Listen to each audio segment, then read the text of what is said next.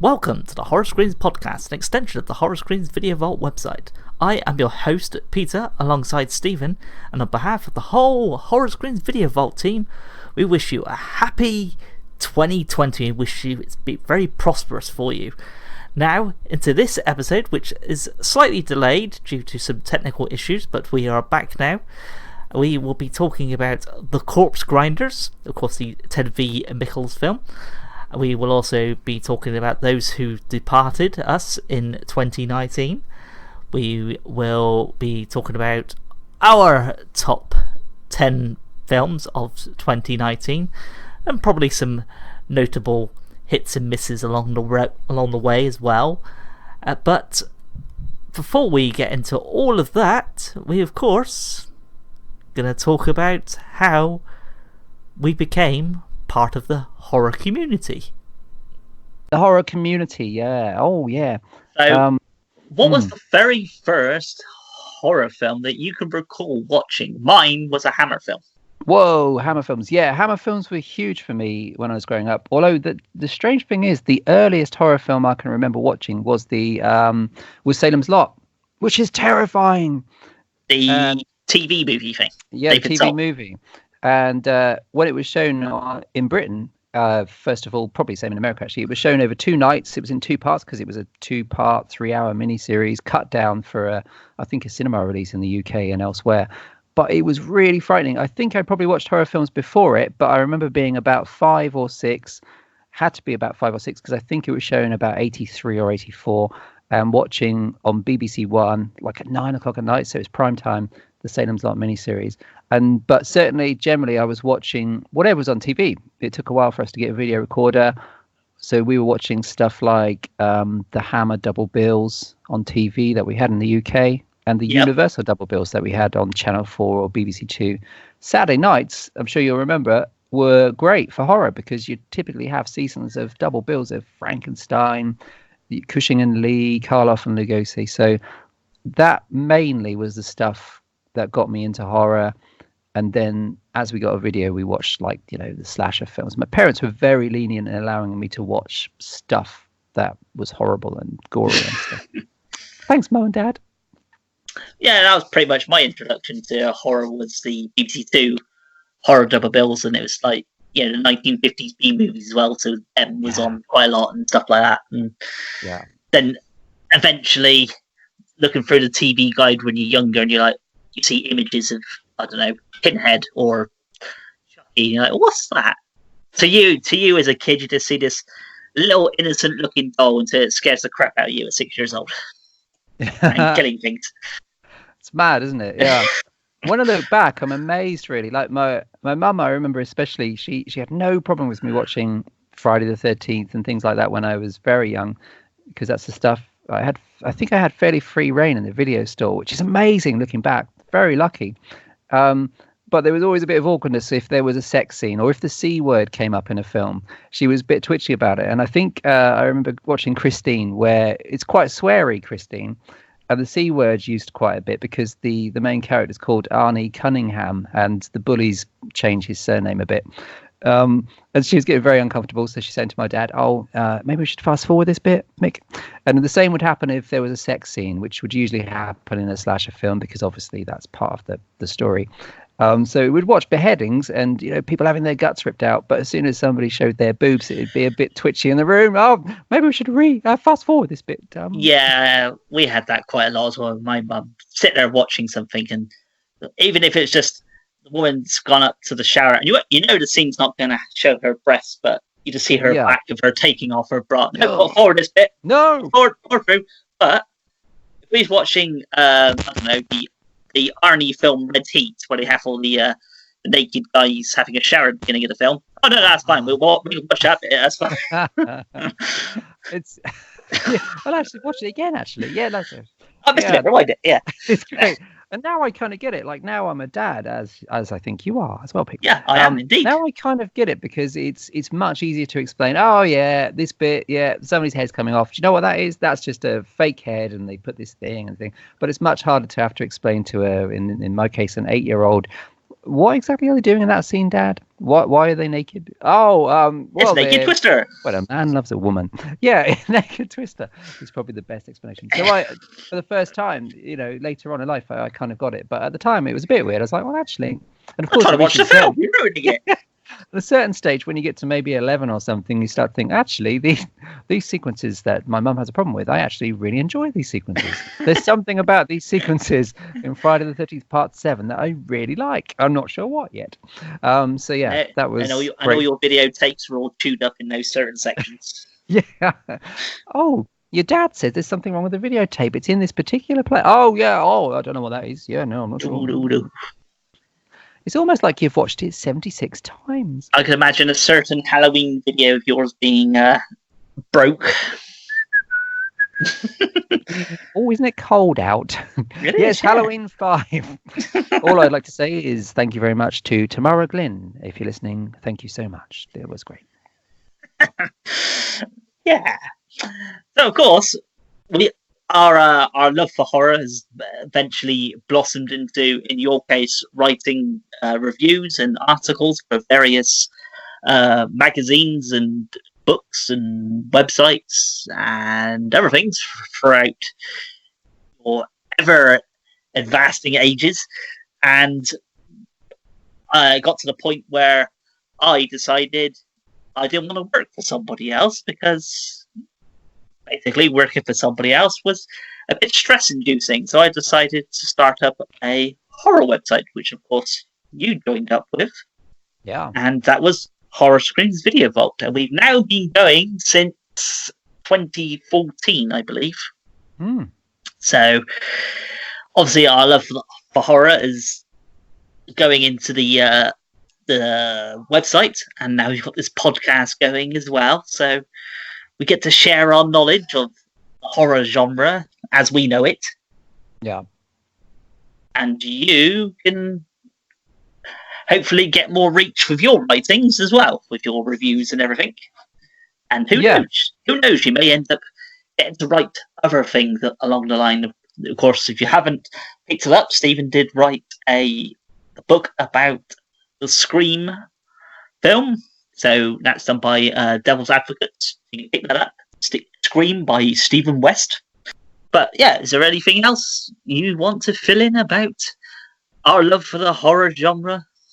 Well, yeah, it's great because I never really understood how like you make a website just magically appear. So I never would have got round to creating my own website, even though I probably wanted to, because I'd look at the computer and think, oh, I've buttons, enter button, and nothing's happened. Oh God!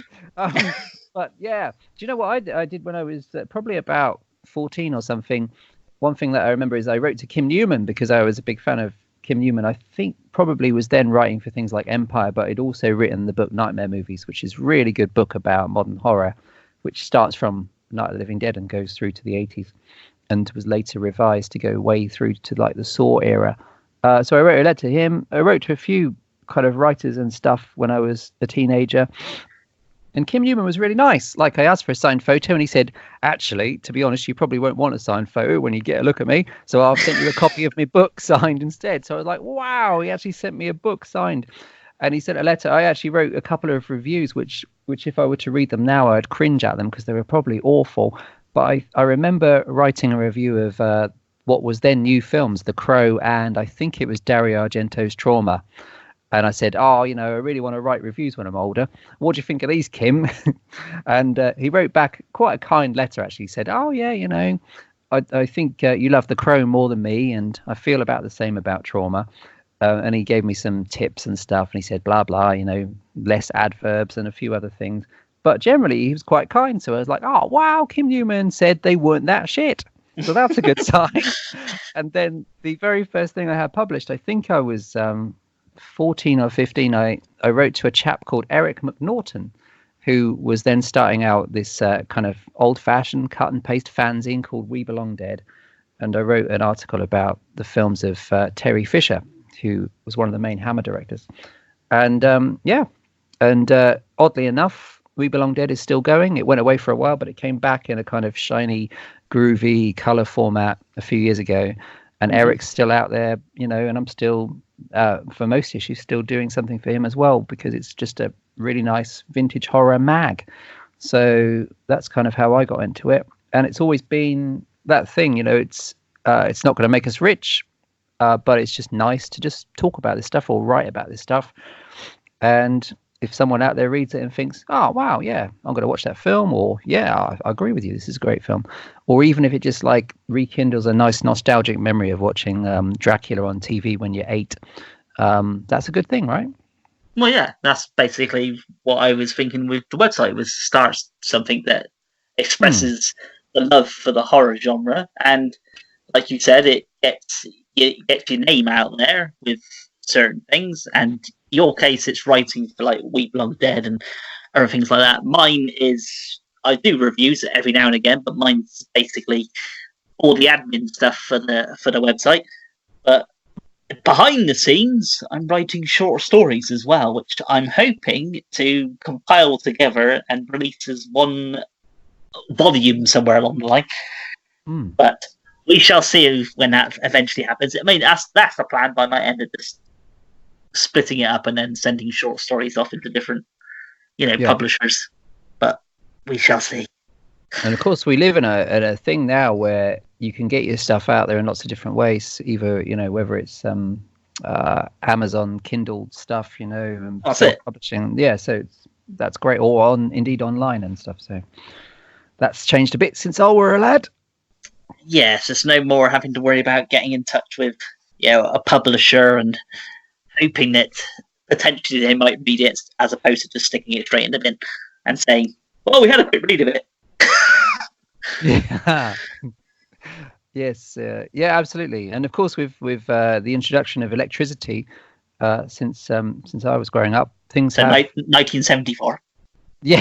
3-day weeks. Oh God, it was awful. Yeah. Everything's in black and white. It's true. Yeah, absolutely. No, it's quite groovy. And I think the thing about the horror screens is that what I like about the website is, and your reviews and stuff and your approach, is that I don't particularly like not liking stuff. So I think it's quite nice that hopefully what comes across in Sarah's reviews on the website and Pete's reviews and hopefully mine as well is like that we're actually enjoying the stuff. And the others, because and Julia, and there's Nathan as well. Sorry, Nathan. Yeah, say. Sorry, I love you, Nathan. And not forgetting Laura. But yeah, we welcome writers to come on board on a voluntary basis for now. Just to, if it's just to get your name out there. Maybe you're doing, I don't know, media studies at college or something, and you need somewhere to express your writing, so you can show it off to your, I don't know, tutor or something. Yeah. There's that option there. Which, of course, then you could tell about the film and give it your negative and positive reactions to it. But either way, whichever way you put it, is feedback is good to any filmmaker, whether it's good or bad.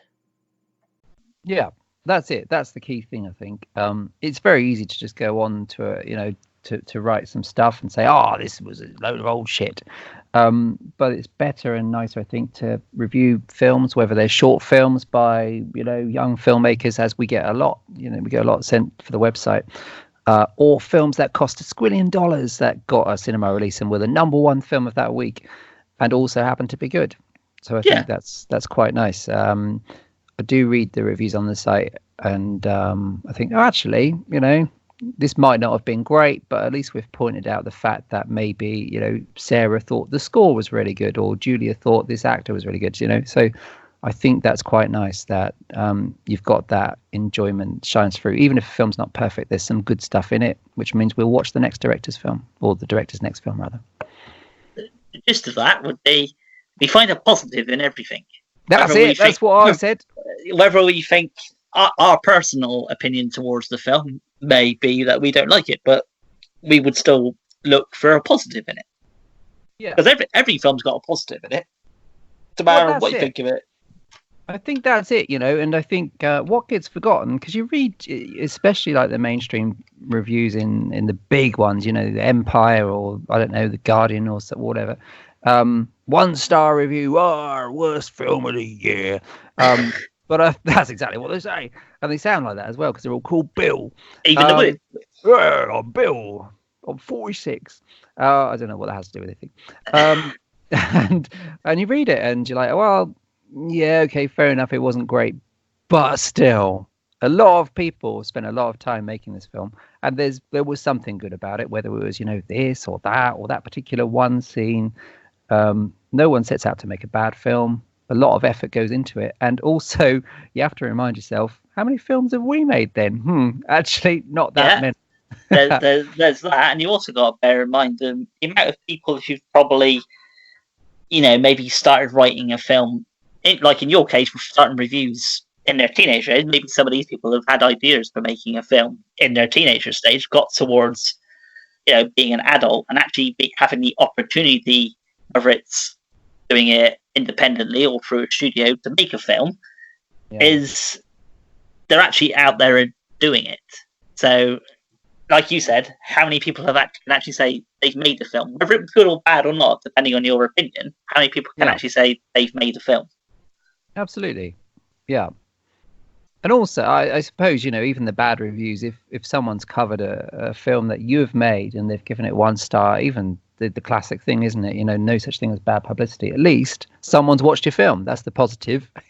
May not have been great. They may have demolished you and said you were awful, but hey, you made a film and they didn't. So Jeff, who wrote the review in The Guardian, hasn't made a film in his life because he didn't know how to get it made. But you went out there and you got a film made.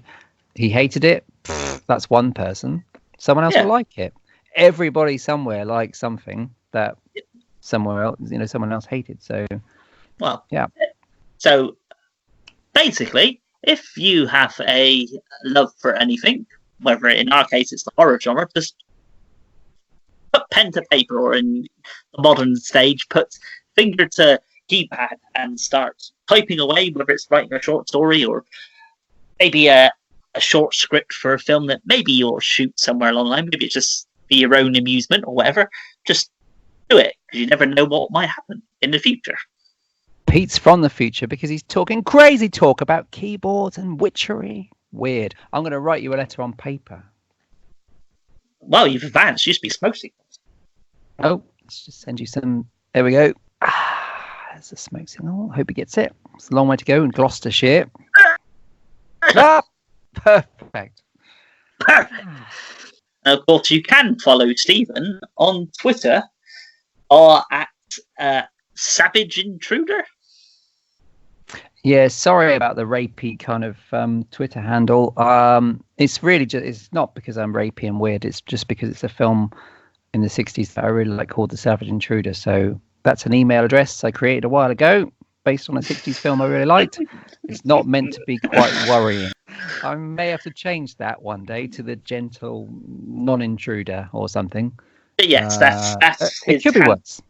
That's his handle on Twitter if you want to follow him out and let him know what you think of his writing. He is a nice person. You are a nice person. Yes. I'm very kind at times. And thank you for the check. Thoughtful and emotional. And of course, you want to find me. I'm not on as myself on Twitter, but also I'm running the website and everything else. So basically, if you're following Horror Screams V at Twitter, you're following the website, and Facebook, you can find me at Peter Hopkins with Witchfinder in the middle, because that's the obvious thing to put in the middle of my name. And now we're going to jump into The Corpse Grinders, 1971, directed by Ted V. Mickles, who most famously did Astro Zombies, which has 3 sequels. And Christ, yes, probably too many sequels than it really needs, but hey, Corpse Grinders has got 2 sequels. I haven't seen again. I've seen the second one. I haven't seen the third one, but as far as I'm aware, the third one he didn't direct. It's done by the director of Spanish Chainsaw Massacre. Oh, yeah, that film.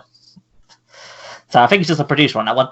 But this is the one that most people remember because it's got a memorable trailer with the whole "This is a corpse grinding machine," all that kind of stuff. So, where do you want to start with this one? Do you want to jump in with?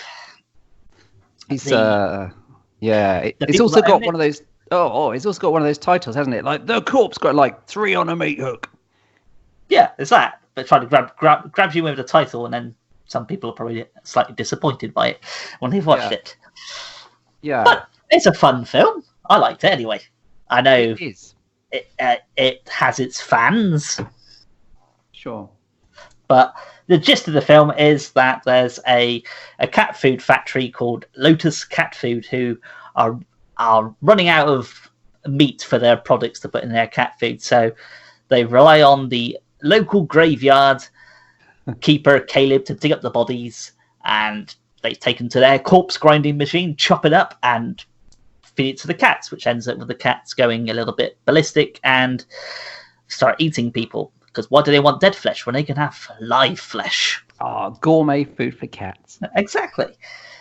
And of course, you've got the characters of Dr. Glass and Angie, which is his kind of semi-nurse secretary type thing, I think she is, who for some reason are the only ones that's really investigating what's going on. There's a one cop that seems to be just hanging around, but he looks more like a pervert than anything else.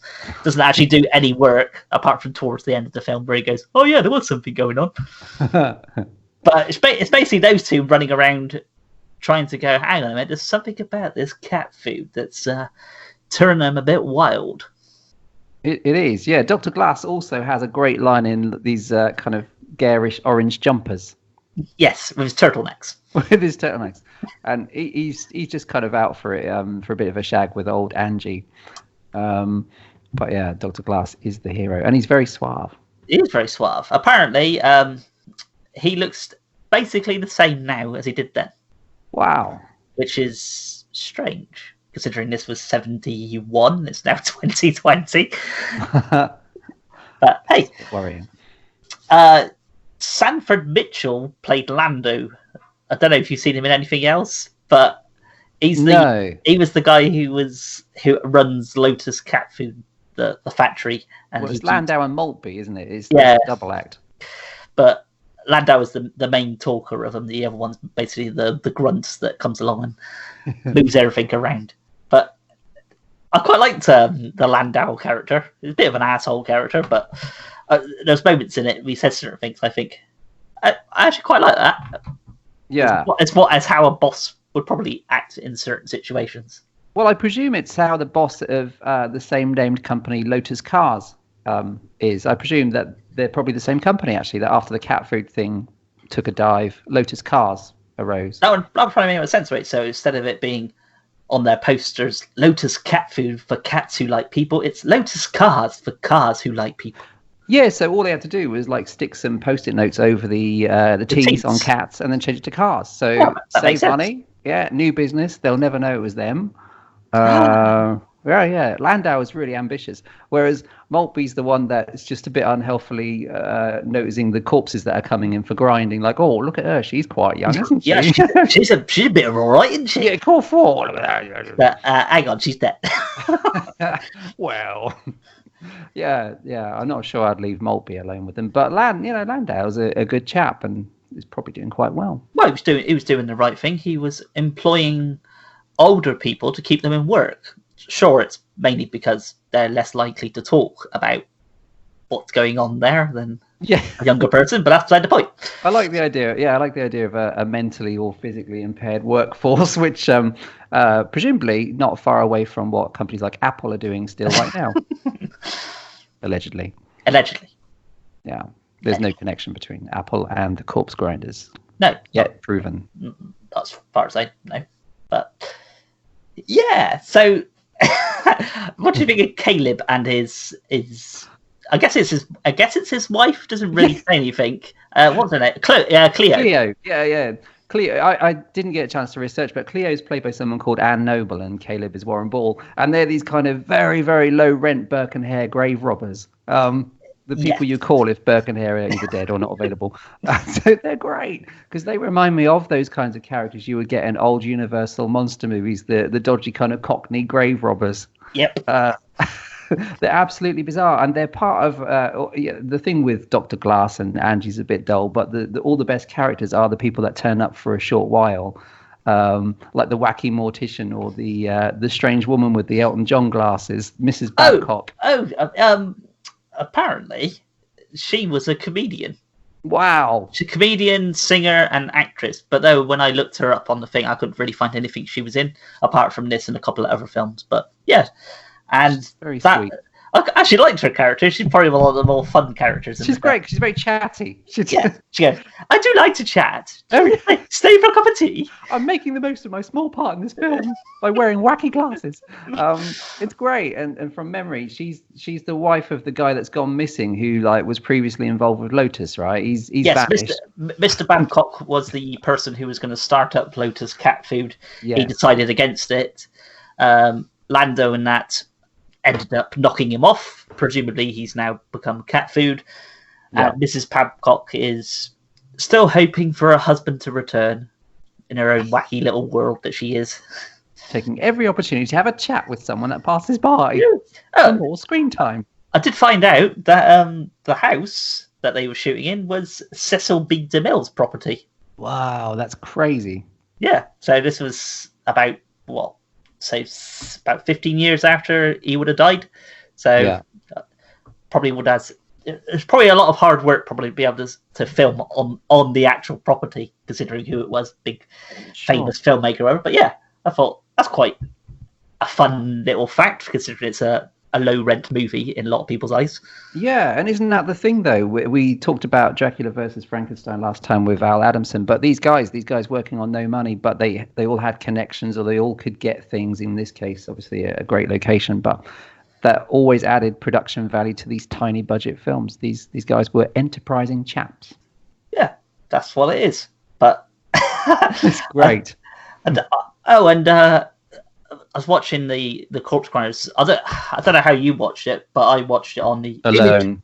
I watched it on the Image Entertainment DVD, and I watched it with the audio commentary with Ted V. Michaels on it. It doesn't really say a lot about the film, but there's some fun things about it, like the graveyard is actually his property. It's he used to live in a castle. Yes. So the property where the graveyard is and everything, it's actually his house. Cool. So it was like, that's pretty cool. So his neighbours would always complain about all this screaming and shouting was going on because, of course, most of the time he was shooting at night time when he wanted to do the graveyard scenes. There's a lot of screaming and shouting and police being called up because potentially somebody might be being murdered, when in fact it's not. It's just somebody being rummaged around in a graveyard somewhere. It's just Ted again, up to his old tricks. Oh, it's great because he's quite a famous eccentric, right, with multiple wives. I'm sure I read a thing about him being this I think he had mad bigamist. Yeah, and I think he had some... I'm sure he had a stripper thing on it in his property as well, somewhere along the line. So his own stripper bar kind of thing on his own kind property. Of a exploitation movie Hugh Hefner kind of character. Is what pretty much. Yeah, but the film is entertaining. The second one, the third one I haven't seen, but the first one is definitely the one that if you hear mention Corpse Grinders, the first one is definitely the one you should check out first. Yeah. So we'll go from there. But don't worry, Stephen. I'm sure somewhere along the line, these will have to be covered for Franchise Corner. So you'll get the chance to see the second and the third one. Oh, that's great news. Life keeps on giving. That's fantastic. Yeah. The sequels, we'll have to watch those, I think, out of duty and Franchise Corner. But yeah, this is in that perfect position, isn't it? This is between the Herschel Gordon Lewis films of the 60s and the kind of the more kind of mean-spirited, nastier stuff like Texas Chainsaw Massacre, which hadn't yet happened. So I quite like this period in the early 70s where the real mean stuff hadn't happened, but you've got these weird knockabout things with Cockney grave robbers feeding dolls at dinner tables and stuff while we wait for the really intense stuff to arrive.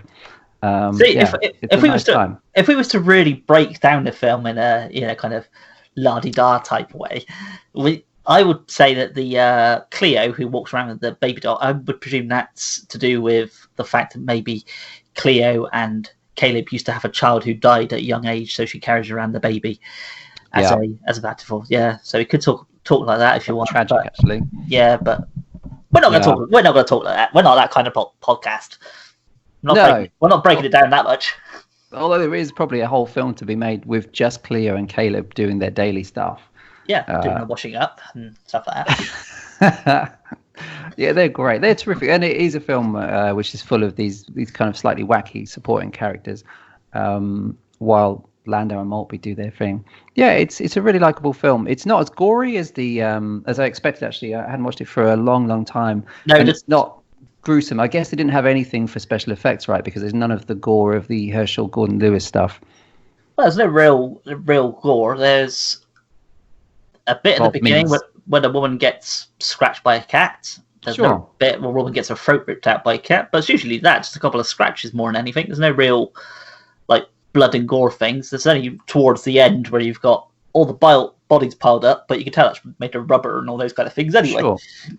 But yeah, there's no real, you don't actually see the body going through the corpse grinding machine and chopping it up and everything, which people always presumed was just made out of cardboard, but in fact it's made out of plywood. Wow. Though it does look like it's made out of cardboard. Although it does have that kind of Herschel Gordon Lewis style score with the repetitive drum beat thing that's going on a lot of the time. Yes, which I quite like, and that's a holdover from that era. And it's got people just sitting in their underwear for no apparent reason watching TV, as you do, because we all watch TV in our underwear. Oh, that was the funny thing on the podcast, the audio commentary, Teddy Mickles, the bit where the receptionist for the FDA company, there's a bit where she goes back home and she has a beer, and then she takes off her clothes for no particular reason, just to sit at home and drink beer on her sofa, just her underwear. And Teddy Mickles goes in the audio commentary, you might recognise those beads, those ones that you dangle between your door, hang down. So she goes, you might remember those beads from Golden Boots or something like that, wherever the Golden Boots film is. And he goes, but though, to be fair, most of you're probably paying more attention to what's actually going on screen at the moment, because this is the moment where she's got pretty much just her underwear, walking around pretty much naked. I'm sure it's called something. Oh, Girl in Gold Boots, what it was called.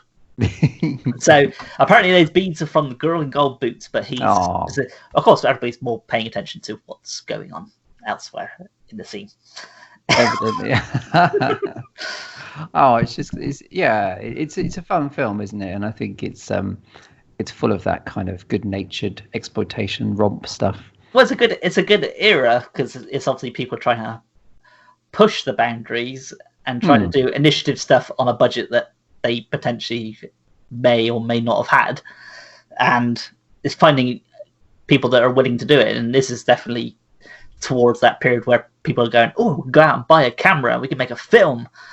Yeah. But all they're really buying is they're buying the film from like a studio, but they're buying like the offcuts. Oh, like the short ends. Yeah. So they can, the cheapest. Yeah. Yeah. So that's what this film was made on, was just all the short end bits. So a lot of those scenes where they're like, and they cut that very drastically. No, it's not. Just because of run out of film. Run out of film. Yeah. And of course now, and this is like 70 minutes long. Presumably part of the reason it's 70 minutes long is because of the shortage of film. But now, of course, we do get an awful lot of shot on digital stuff that sometimes clocks in at almost 2 hours, presumably because they've got all the time, they can film as much as they like. There's no limitation, there's no expense involved. There is that, which I find kind of irritating at times, because sometimes you don't really need an answer to everything that's going on screen. Why did that person suddenly disappear off screen and now they're back, but they're wearing a pair of glasses? We don't really need to know that. They were wearing glasses, they're not, they are now. Was Sheila always short-sighted? Yeah. We don't need to know all these behind-the-scenes things. And these guys were knocking them out, like, from memory. Blood Feast is just over an hour, and the Herschel Gordon Lewis stuff, like the Gruesome Twosome, is probably about the same length as the Corpse Grinders, and that's obviously part of it. They were short of money, they had just the short ends to play with, but also they knew the limitations of their own scripts. In and out in an hour and a quarter. We're making a film with what we got, and then we're going to do it. Hey, you got to respect the fact that people can go out now to make a film with, make it how long they possibly want. But there is times when you're watching it, even as big budget films, big studio films, you're watching them and going, why have they not just cut so there's a good 20 minutes they can cut out of this, where they don't need these meandering shots of people walking around or looking lonesome on a sofa or something. Yeah, we saw it a lot last year, and we'll probably come to this when we do our rundown of 2019. But things like Midsummer are really good films that are almost 3 hours long, and then there's a longer version available on Blu-ray. Maybe someone should have told you to rein it in a bit, Jeff. Is it a James Cameron film? Yeah, I found 20 more minutes. Oh Christ! But yeah, in regards to the Corpse Grinders, that era of films, so like Herschel Gordon, Sam Appleton, and those type of people, I actually quite like that era of filmmaking, because they're being initiative with what they've got. They can go out and go, hey, do you want to be on a film? Some people will go, yeah, okay. Maybe they're going to be crap as an actor, but it adds to the charm of the film. I think so, yeah. And there's a lot of interesting faces. There's a lot of different, interesting, like we said, supporting characters that just pop up, like Mrs. Babcock, to do their skit. They're kind of like sketches, really. They're just, we've got some time to fill. Here's a wacky woman that used to know someone vaguely involved in the plot while we wait for Dr. Glass to reappear. So, yeah, there's a real charm in that. There's nothing kind of mean-spirited about these films. They're actually quite lovely to rewatch. Maybe even more so now because they're of their time. A time that won't be repeated, although of course lots of films pay homage to this kind of approach. Some people can pull it off. I've seen a couple of films that are in this ilk, and you think, oh yeah, actually you've done it quite good. Apart from the occasional, we're aiming to make it look like that, but then they flip out an iPhone or something, which obviously doesn't quite work with what's going on the screen. On a minute. yeah, absolutely. But overall, it's a fun film, which the first time I came across it was, I think it was an old issue of Dark Side, which is obviously we're in Britain, so it's a British horror magazine that's been going on since the 90s. Disappeared for a little bit, came back, but I'm sure there was like a little article in it about the Corpse Grinders and those sort of films, and I can't remember what image it was. It might have just been an image of the body going into the corpse grinder machine. It kind of got me hooked trying to see what it was. So I remember getting it from like a fur leg bootleg or something. So the picture was jumping all over the place. The colour was all out of it, but it was entertaining. So when they got to watch it years later on a shiny disc, it's like, oh, so that's what that bit was. Yeah.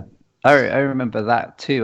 From what I remember, I had a friend when I was at college that was really into this movie. She was into a few movies that were quite random, like there's a David Norton film called The Sleeping Car, which she really loved, and Troll, that she loved way before Troll 2 became this famous kind of awfully bad film that's actually quite fun.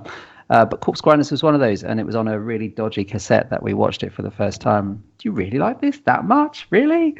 And watch it again. Over time, yeah, exactly. And when you watch it a few more times, you do kind of get the charm. And then when you go back many years later and watch it, yeah, I think if anything, it's even better because it has that early 70s feel.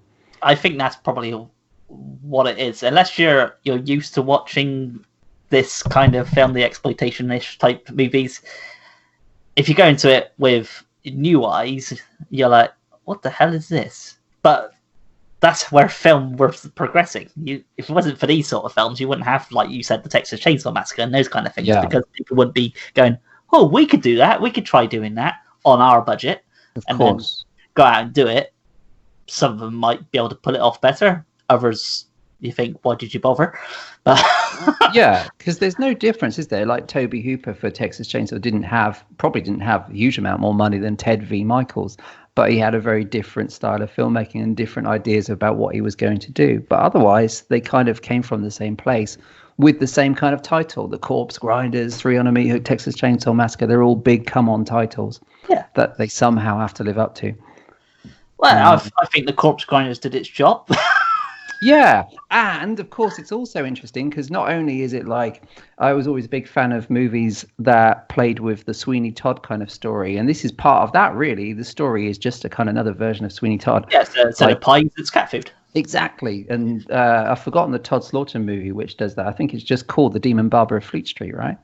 That sounds from vaguely familiar, yeah. 30s. But yeah, there's a few of those, and also at the same time, this is in a roundabout way kind of following what was becoming a big thing in the 70s, which was the Revolt of Nature film. So although we know why, in this film has a lot of scenes of cats, like you said, scratching people's faces, which was feeding into that eco-horror cycle that was happening in mainstream horror, but also another kind of tick in the box for the old Corpse Grinders as well.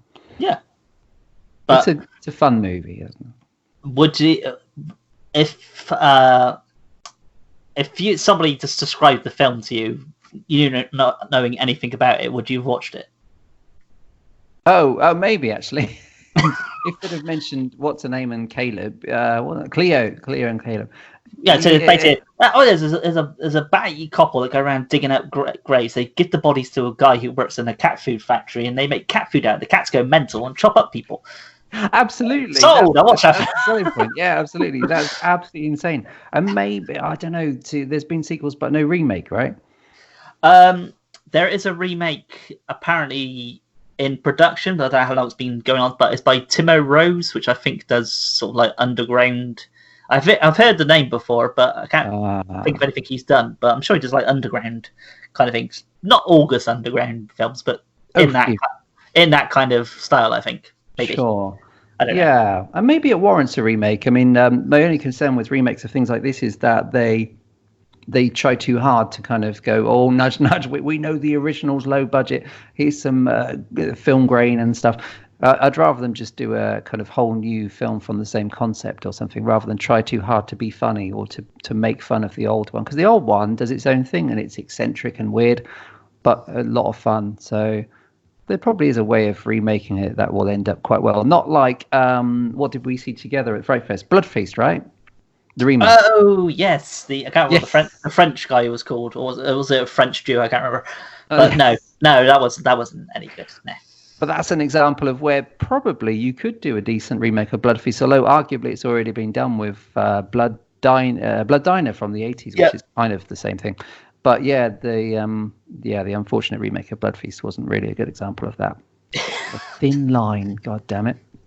But yes, the Corpse Grinder is definitely one to put on your watch list if you like Steve said earlier, Dracula versus Frankenstein, Herschel Gordon Lewis movies, those type of things. And you said you'd only seen Blood Orgy of the She-Devils. Is that the one you've seen? Or something I've like not that? actually seen it, but that's the other one I've heard of and heard mentioned a lot, but I never got around to watching it. That's the one he made after this film, I believe. I'm sure it was like a couple of years in between, and then that one got made.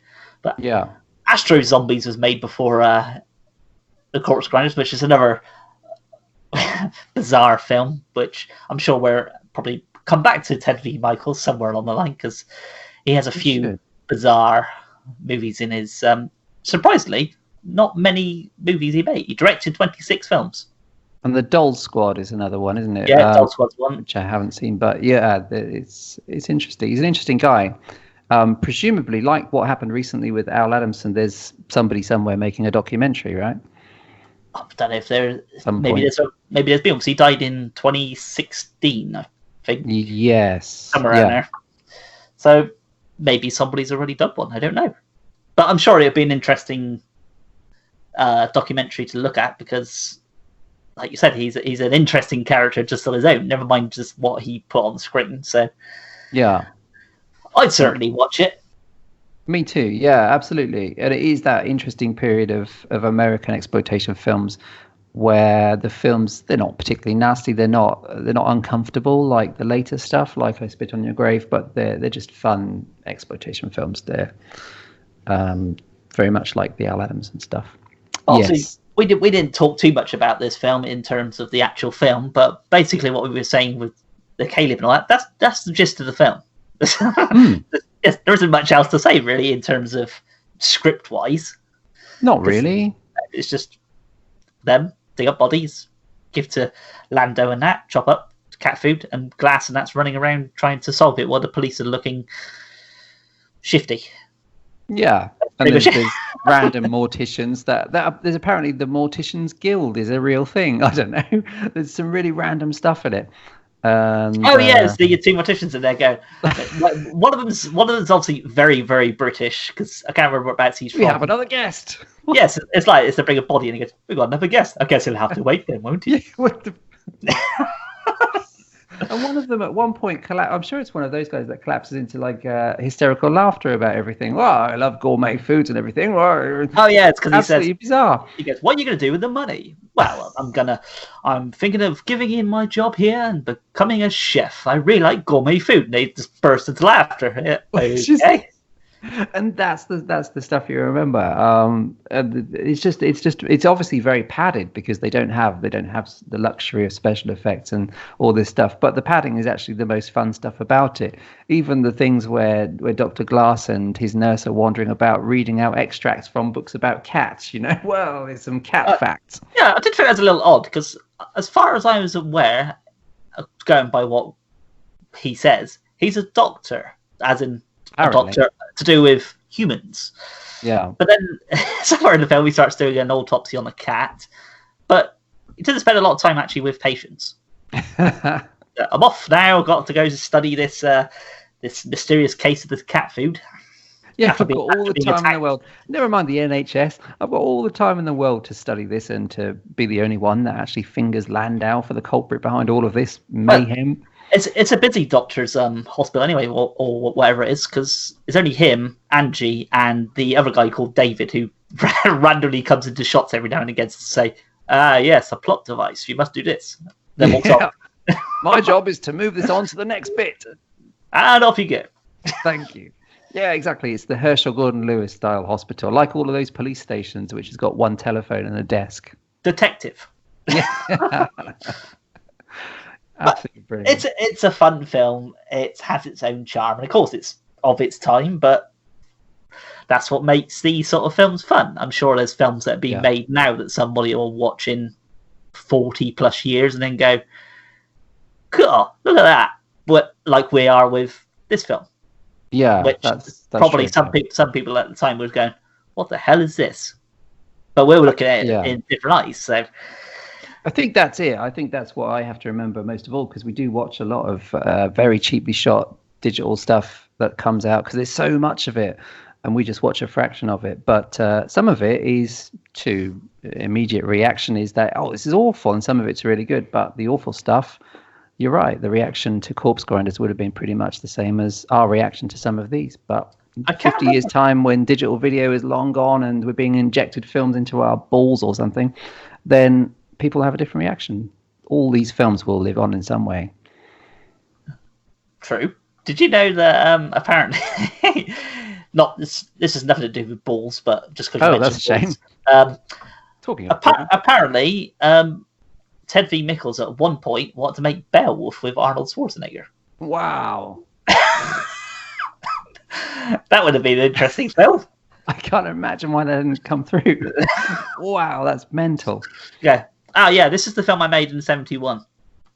This is probably when Arnie, I don't know when about it was. Hello, Arnold? Oh, okay. I'll see if Luke Ferrigno's busy making his Hercules movies. Wow, who wouldn't want to see that? I know. Some of these projects you do read about it and you think, I'd love to have seen that. But you can see why it didn't get made. But I'd love to have seen that.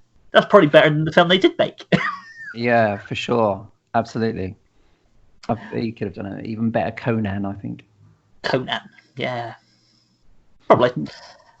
So, also we do a star rating on the site, 1 to 5, 1 being poor and 5 being good, excellent, whatever you want to call it. So what would you potentially have given this? I would have given it... Interesting.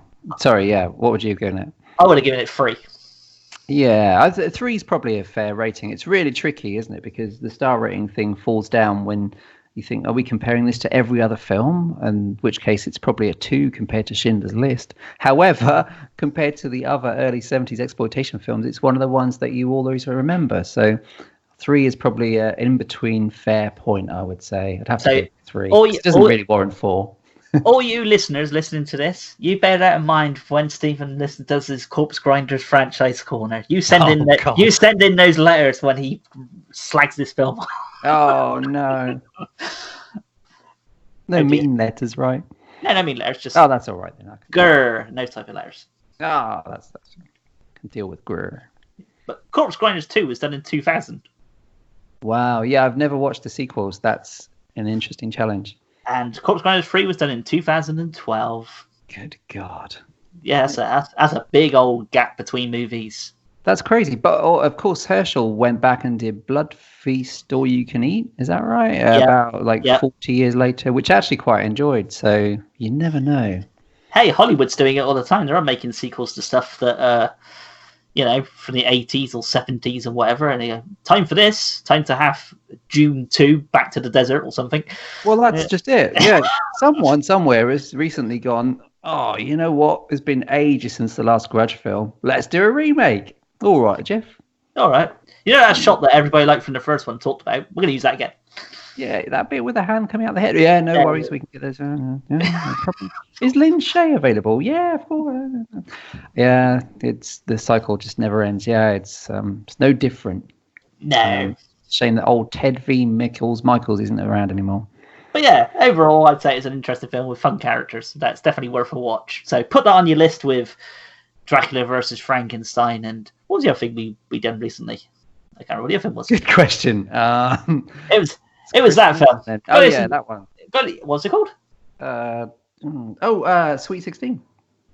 Oh, yeah, Sweet 16. See, we've only done this is our third one. We've already forgotten the films we watched.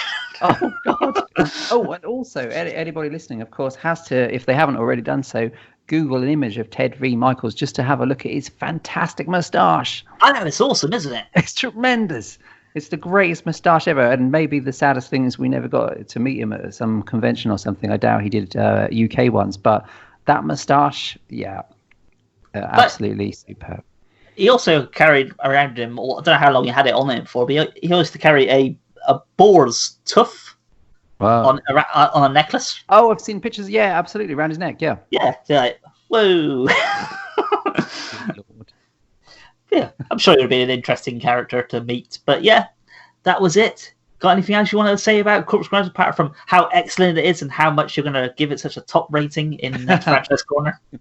It would probably be the one that gets the best rating in Franchise Corner out of the three. I don't know. I'd love to be proved wrong. But yeah, it's a good fun movie. It's definitely on a par with something like Dracula versus Frankenstein in terms of wacky entertainment value. It's a good one to check out for sure. So there you go. That was that. It's on Amazon Prime, I believe. Is that where you watched it? Yeah, Amazon Prime is a treasure trove for a lot of weird 70s, 80s exploitation film slasher stuff. It is really astonishing. You find stuff and you go, why is this on here? But it's really bizarre. Something big budget isn't, but hey, I don't mind. Yeah, and sometimes I can't remember a recent example, but sometimes you'll watch something which clearly hasn't come out on Blu-ray or in some cases even DVD, and you'll watch it in what appears to be a properly restored HD print. Who restored this? This is the Attack of the Death Rabbits or something really obscure. Somebody in a garage is clicking away, encoding it and everything. I can only assume one of Amazon's many 10-year-old slave, 70 hours a week child employees has been working to the bone to get this copy of Attack of the Death Rabbits out on HD. And again, allegedly. Allegedly, yeah, they don't exist. Well, Amazon does, not 10-year-old. The forest also exists for now. 70 hours a week is probably quite a low shift for them. Anyway, yeah, thanks. Enjoy. Check it out. Yeah, check out The Corpse Grinders. And now, from talking to people who are being chopped up to people who've departed this world in a different way. Nice little segue there. We are going to lower down the tone. No, don't put on any Barry White music because it's not that kind of lower the tone. For you ladies. For you ladies out there. No, this is a sad time. We are going to be talking about the people who departed us in 2019. Stephen has compiled a list of those who have departed the Earth since 2019. So take it away, Stephen. Yeah, absolutely, yeah. What a moving intro, yeah. So first up, Auntie Jean. Now, I knew Jean, obviously, for a long time because she... Oh, sorry, wrong list. Hang on a minute. That's the family stuff. Won't be a second. That's a long list. Don't want to do that. Cardigans. Yeah, Jesus. Anyway, yeah. So what I used to get annoyed by is that if you watch award shows and there's always like a somber-looking Sigourney Weaver or someone like that popping on stage to say... Yes, and of course, on a night where we celebrate talent and celebration generally, we have to remember those that, as you've said, Peter, departed this earth in the past year. And then unspool a reel of famous people that have snuffed it in the last year. Of course, not usually including anybody involved in the horror genre, because that would be tantamount to celebrating porn. So, yeah. Hey, the porn industry have their own necrochology thing.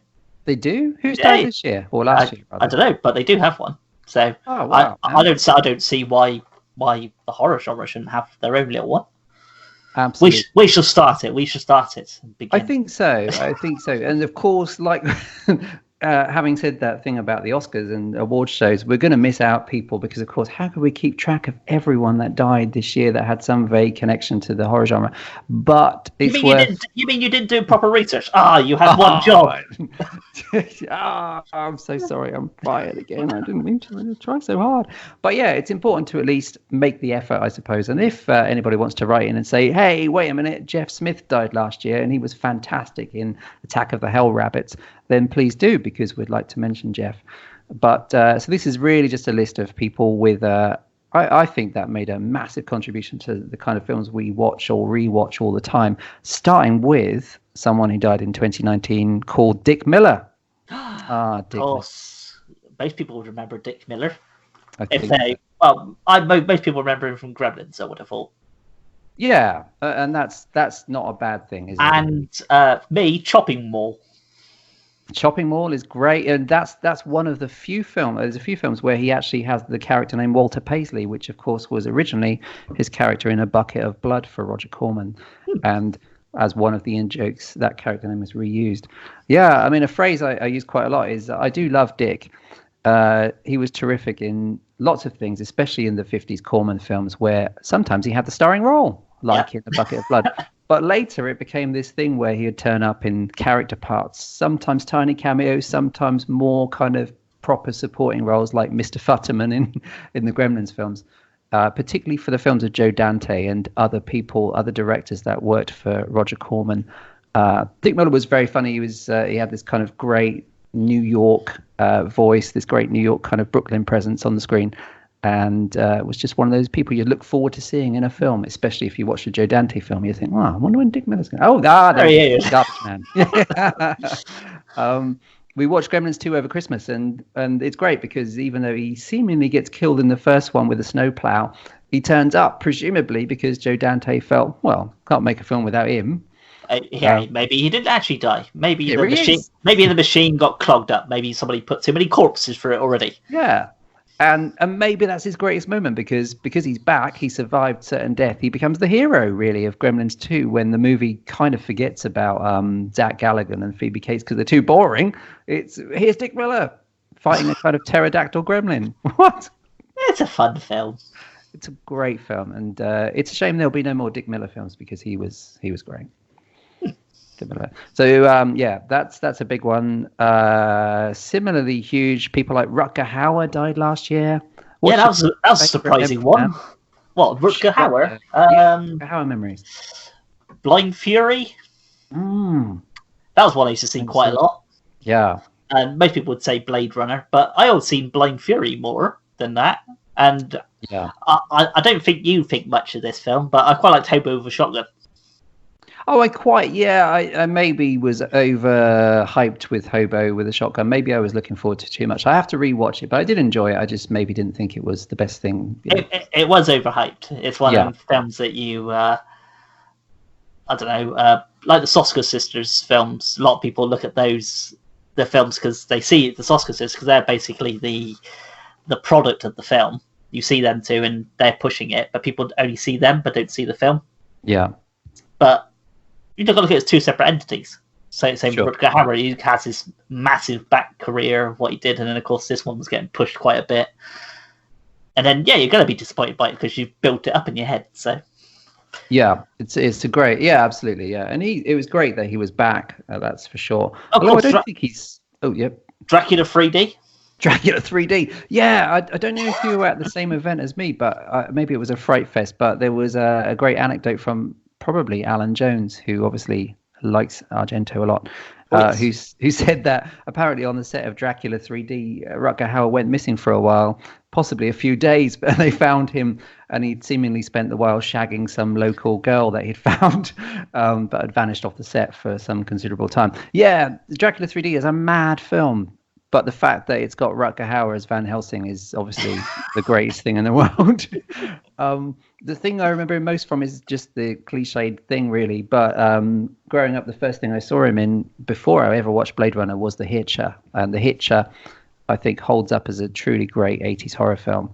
Really creepy performance, really quite darkly funny as well.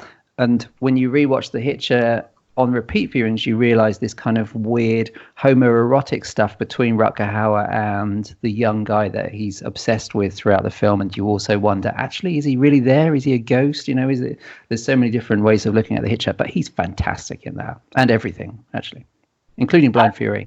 I've actually watched The Hitcher in quite some time, and just had a quick look at IMDb, as you mentioned, Rutger Hauer. There's still a couple of films to come out that he's in. Oh man, that's yeah, because he made a comeback, right? He was in things like Sin City and Batman Begins. He was in. Yep, and Scorpion King 4. Oh yeah, there's a Scorpion King 4. There's more than the Scorpion King 1. That's more surprising. Good lord. I'm trying to think. There's never a film of his. Lady Hawk. Lady Hawk's great. Yeah, that's with what I Michelle liked of his. Yeah. Because he went through, he did a lot of horror films, but he did a lot of kind of, it was obviously fantasy films. He also did a whole phase of direct-to-video action films like Wedlock and Split Second and, a whole bunch of them. Oh, of course, he was in that as well. The Merlin TV miniseries from the 90s, which had Sam Neill in it as well. It's just a great presence on screen. Rutger. We miss you, Rutger. It's a shame, actually. Also, unfortunately, dead in this past year, John Carl Buechler, the makeup effects artist who had a long career, I think, in special effects and things like Troll, but also stuff later on like Hatchet, some great gore effects in that, and directed the 7th Friday the 13th movie, which always one I enjoyed. Was that his only directorial thing? I don't know if he's done anything else. I believe he did other things as director. I mean, if only there was a way we could check immediately using devices that might be in front of us. I mean, presumably have to dig out the old encyclopedia. Let me just go to the bookshelf. Oh, hang on. No. Hang on. A fact coming through. I found a way. Oh, wow. Okay. Well, if you actually, he directed more films than I thought he did. Good God. He directed 18. 18 films? Well, we knew that, really. I mean, one of them was Ghoulies Go to College. Oh, okay. Yes, I've seen that. Yes, of course he did. Yeah. And see what else on here. Watchers 4. There's a Watchers 4? There's Watchers 3 and 2 as well. Avoid Franchise Corner Watchers. Franchise Corner is another one that have Watchers coming from Stephen very soon. Watch all Watchers films. And a Cellar Dweller, which I'm sure you've got. Yeah, Cellar Dweller is actually. I like those late '80s Empire Charles Band films, and Cellar Dweller has got a cool monster. I like that one. I forgot he directed that actually. That's cool. Yeah, he mentioned Full Moon things. Of course, he did the special effects for Gingerbread Man as well. And they are films I enjoy quite a lot, especially The Passion of the Crust, which is. John Carl Buechler, I know, was ill for a while because I remember reading about a GoFundMe style. Yeah, I read that. I can't remember what it was, but yeah, I remember it coming up, and then people were giving quite a lot of money towards it because they paid medical bills and whatnot. Yeah, absolutely. And you know what? He was obviously a talented guy. And he always came across really well in the many interviews that he would turn up on if they were talking about Friday the 13th or something. So that's another loss.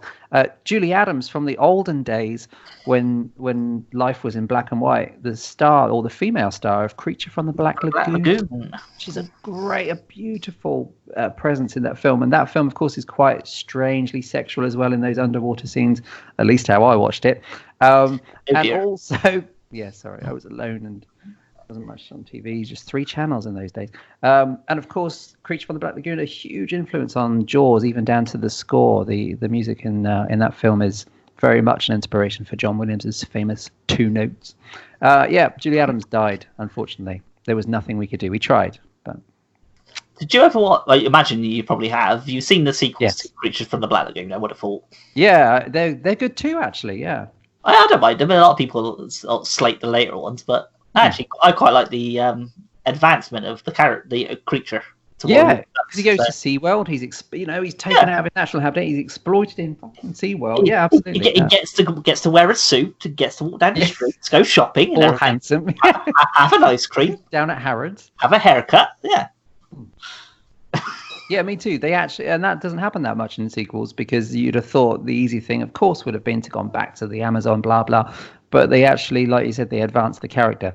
Go, oh no, we didn't blow him up. We didn't blow him up. Look, here he is, perfectly fine again. And he's talking. He's happy. He's got a girlfriend. Yep. There's Mrs. He's on Wall Street. And I always think, it's been talked about. It was even when I was reading like Fangoria in the 80s, John Landis was going to do a remake, and I actually thought, yeah, why not? There's probably a good kind of case for doing a remake of it. Although I suppose you could argue that Del Toro did it kind of with The Shape of Water, which I really liked from whenever it was. I think his idea was to do that, wasn't it? I'm sure he was one of the people that had been pushing to do Creature from the Black Lagoon, but yeah, Shape of Water is basically Creature from the Black Lagoon anyway. So it is really. And he's a guy that loves monsters, so it made sense to do, a love story with a monster. Also dead in this year, Joe Pilato, who I will always remember from Day of the Dead, one of the great moments in Day of the Dead. Oh, the guy that gets ripped in half. Yeah, choke on him. Yeah, it's a great moment. I'm sure he had many more strings to his bow, but he died. Ryan Nicholson, who's an interesting character. I think the general consensus is he may not have been the tactfully put the easiest guy to get on with, but Ryan Nicholson had a big career in independent horror. One of the few ones I've seen by him is Gutterballs, which is an okay kind of nasty exploitation movie of the last few years or so. I do recognise his name, but I can't think of anything else. You said Gutterballs. Gutterballs, yeah. So let's have a look on IMDb, see what they say. Oh yeah, directed a bunch of stuff, but he worked as... No, I haven't seen any of those apart from Gutterballs. And apparently there's a Gutterballs 2, which is called Balls Deep. Which makes sense. Famine. Famine I might have seen. Famine, yeah. Live Feed I've seen, which is possibly one of his earliest directing credits. He's got a huge amount of credits because he's worked, I think, in different technical ways on the effects on big budget movies like Predator and stuff. So, he died very young. He was in his late 40s, and on the strength of Gutterballs, I would say, he obviously had some talent there. So it's kind of a shame. On the oldest stretch of the scale, which means we don't have to feel as bad, is Michael J. Pollard died last year. He what? He say what? He did what? He died? Yeah, he died. He must be like 102. Yeah, confirmed he was 103. He'd had his birthday since she had last checked. Yeah, Michael J. Pollard. He's one of those actors you assumed had died a long time ago, but actually he was still out there. He was fantastic. Yeah, he was a really bizarre character. Usually, he was only ever cast as weirdos. Yeah. Including everything. I always remembered him in Scrooged as one of the little the homeless people. Yeah, with the woman from Throw Mama from the Train. Yeah. Yeah, he had a great voice though, and a great look to him. So you could always see him as those little sort of strange characters. Yeah, absolutely. And he was, he did a bizarre career where he was, I think, nominated for an Oscar for Bonnie and Clyde, where he has a great part, and then cut to Sleepaway Camp 3, where he's in a tent groping busty beauty in a slightly awkward but somehow titillating scene. He would always turn up in random bizarre roles in horror movies, often in later years, including the work of Rob Zombie. He's in, I know he's in House of a Thousand Corpses. He's probably somewhere. You mentioned TV, so he probably turned up in Star Trek or stuff like that. I would have thought. Imagine so. Like not a lot of people did, so I can't see why he wouldn't as well. So he's dead. Also dead, Billy Drago, who's another great face. Very, very villainous face. I'll always remember him as the chief, or maybe the one I remember the most, the villain from The Untouchables. But of course, he did a lot of horror movies, including the really grim Takeshi Miike episode of Masters of Horror called Imprint. He's very good as the lead in that. A really strange episode because apart from him, everybody's speaking in phonetic English. So it's a really, really odd thing to watch. But he had a great, scary face. He was one of them people that come on the screen. You go, oh, shit's about to hit the fan. Yeah, Billy Draper. Oh shit. Freddie Jones, the veteran British actor, died. He had a great career too, and he was very hilarious. He's in Life Force, and I remember watching him in the extras of Life Force talking about how everybody, including Toby Hooper, was pretty much off their tits on the set of Life Force, which of course goes a long way to explaining why Life Force is so much fun. Yeah, I was gonna say. But he's also in stuff like Firestarter. He's really tragic as the monster in Frankenstein Must Be Destroyed, which is one of my favorite Hammer films. So Freddie Jones and the Elephant Man. He's the carnival guy in the Elephant Man. I think David Lynch liked him a lot because he used him a few times. Here's another one which I'm sure you'll have some. Oh, God bless you. He's on the first one of 2020. Find a few. No, I'm back. If I no, need to panic. Let's cancel the wreaths. What about Sid Haig? He's dead. Yeah, it's a big name for a lot of people. Most people remember him for obviously the Rob Zombie type stuff now, but I remember him back in the 70s when he was doing like things with Pam Grier. So it hasn't really changed though. Well, it's changed a lot more now, obviously, because he's dead. But he from his time for the 70s till now, he hasn't really changed a lot. Not at all, really. I mean, I always remember him from Spider Baby, which was this mad Jack Hill film from the 60s, rather, which is pretty impressive. There was a zombie, not Rob Zombie film, but there's a zombie film he was in. I think it was called Zombie 90, something like that. Oh, but you carry on. I'll look it up while I'm looking. Sure. Peter Fonda died as well. He's also dead. And whatever one of them people you think died years ago, but he didn't. Turns out he's okay, but then he wasn't okay because he actually did die for real. Yeah. Peter Fonda, so loads of famous stuff, Easy Rider. Although the thing I remember Peter Fonda from as a horror fan was always Race with the Devil, which is that great 70s film where it has the best ending of any 70s horror film. Maybe an exaggeration, but you realize, oh God, they're gone. There's the kind of circle of horror around their caravan at the end when you realize the Satanists have got them in the end after spending the whole film running away from them. So Peter Fonda, very, very good presence on screen. Quite handsome back in the day. And he was in Ghost Rider as well. Peter Fonda? Yeah. That makes sense. Yeah, I have seen Ghost Rider, but I've forgotten that. I don't know why I've forgotten it. Oh, talking of the Sid Haig film, it was called The Aftermath. It was also known as Zombie Aftermath in the UK. It's from '82. It's about the apocalypse, and obviously two astronauts return to Earth to find what has been destroyed by nuclear war. LA's been taken over by Cutter, which is Sid Haig's character, and a gang of outlaw warriors, which I'm sure are not until 80s influenced. And yeah, there's a bit of cannibalism and things like that. But yeah, I saw that. That was one of the first films I saw Sid Haig in. That was years ago. Yeah, he's been around for a long time. And of course, it didn't make my top 10, but he was last seen looking, to be honest, pretty rough in 3 from Hell, where his character of Captain Spaulding in the very last Rob Zombie trilogy is written off in the first few minutes, presumably because he was very ill. But he's done in quite a good way, and he had enough kind of venom and vigor to do the role one last time in that short sequence. So that's maybe a good lasting tribute to him. Just rush through the last few of these. Robert Forster died, who was I always thought a really underrated actor. He had a comeback in Tarantino's Jackie Brown a while back. But again, yeah, I tell you, a while back, yeah. Yes, I'm not quite sure. I'm sure he's been okay since then. But as a horror fan, my favorite thing with him was always Alligator, where he's the hero, a kind of slightly shabby hero with a running joke about him losing his hair and stuff. But he's really good in Alligator, and just an all-round good egg, I think.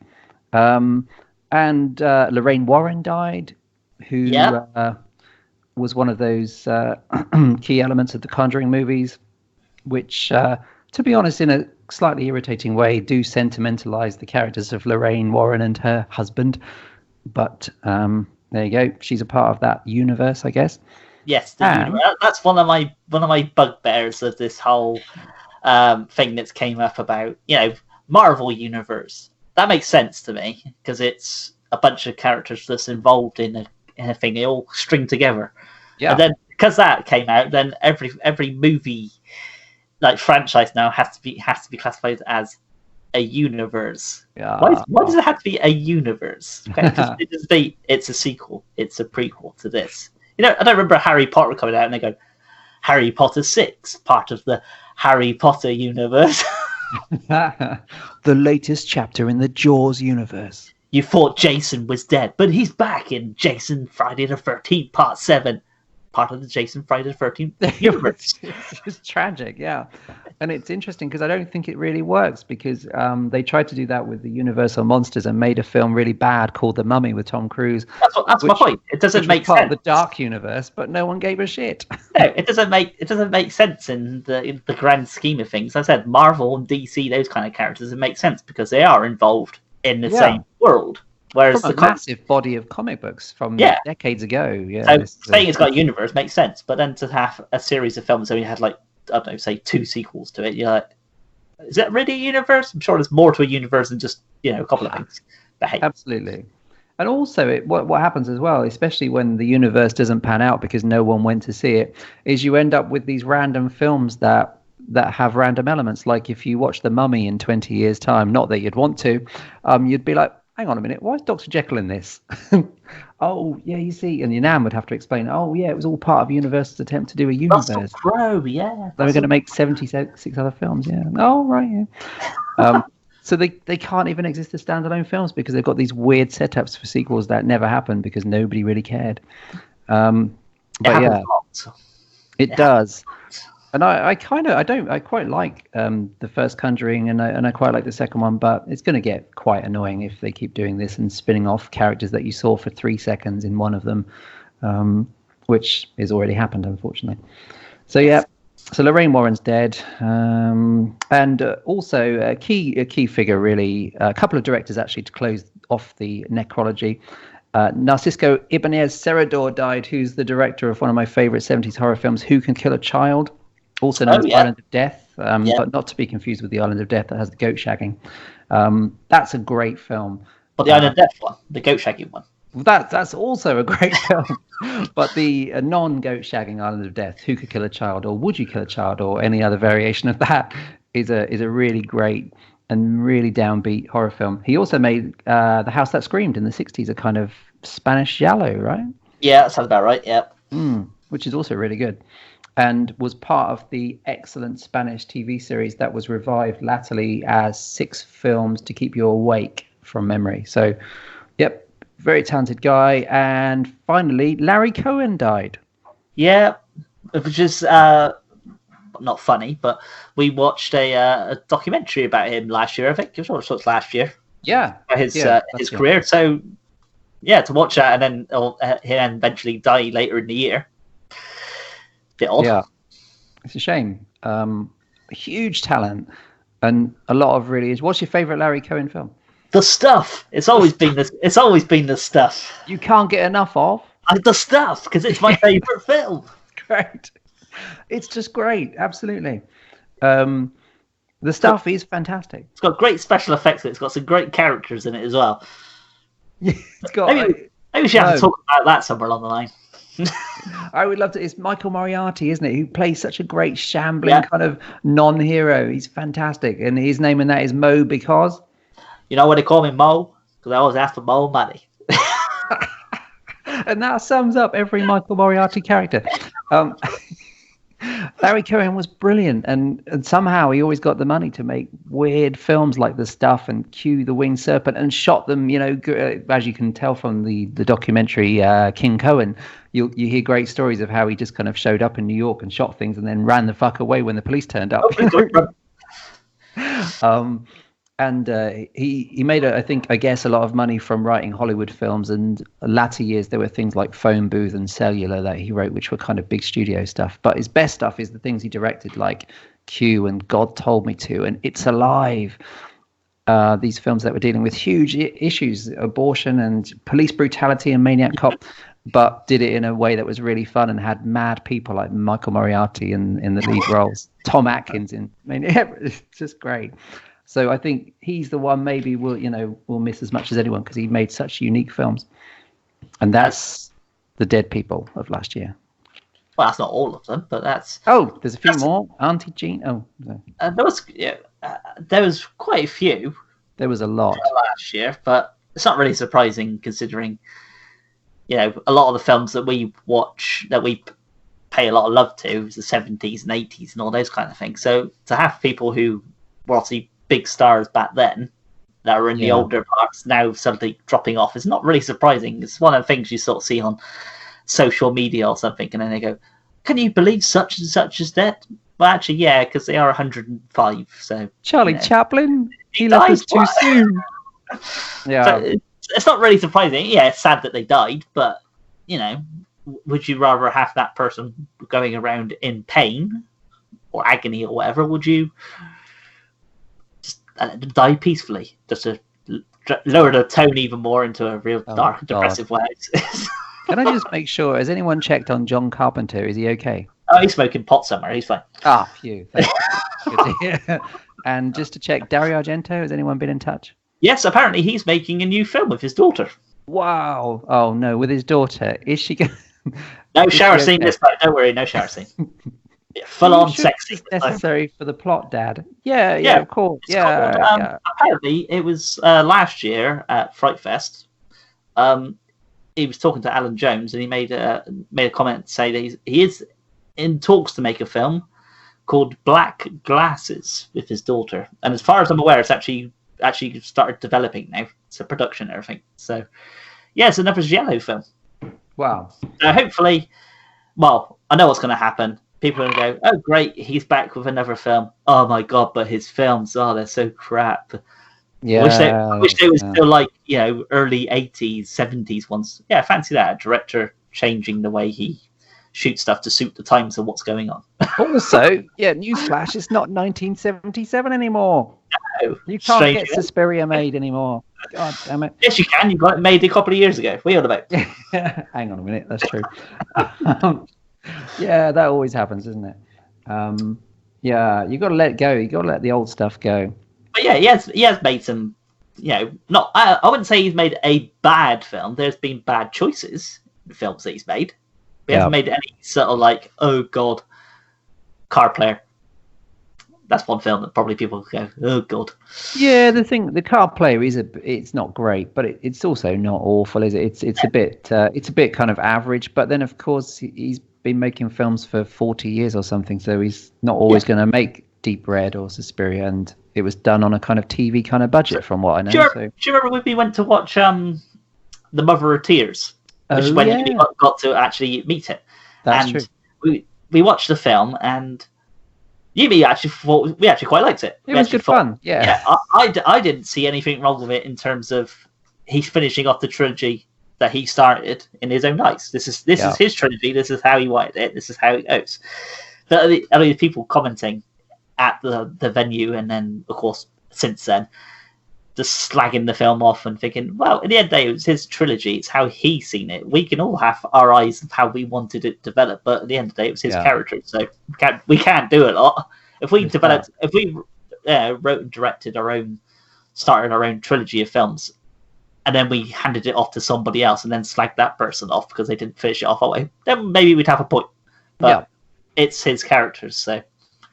Of course. Whatever. It's made in a different time, everything's changed, hasn't it, since then? The Italian film industry was very different when he was making Inferno and Suspiria and Mother of Tears on a much lower budget.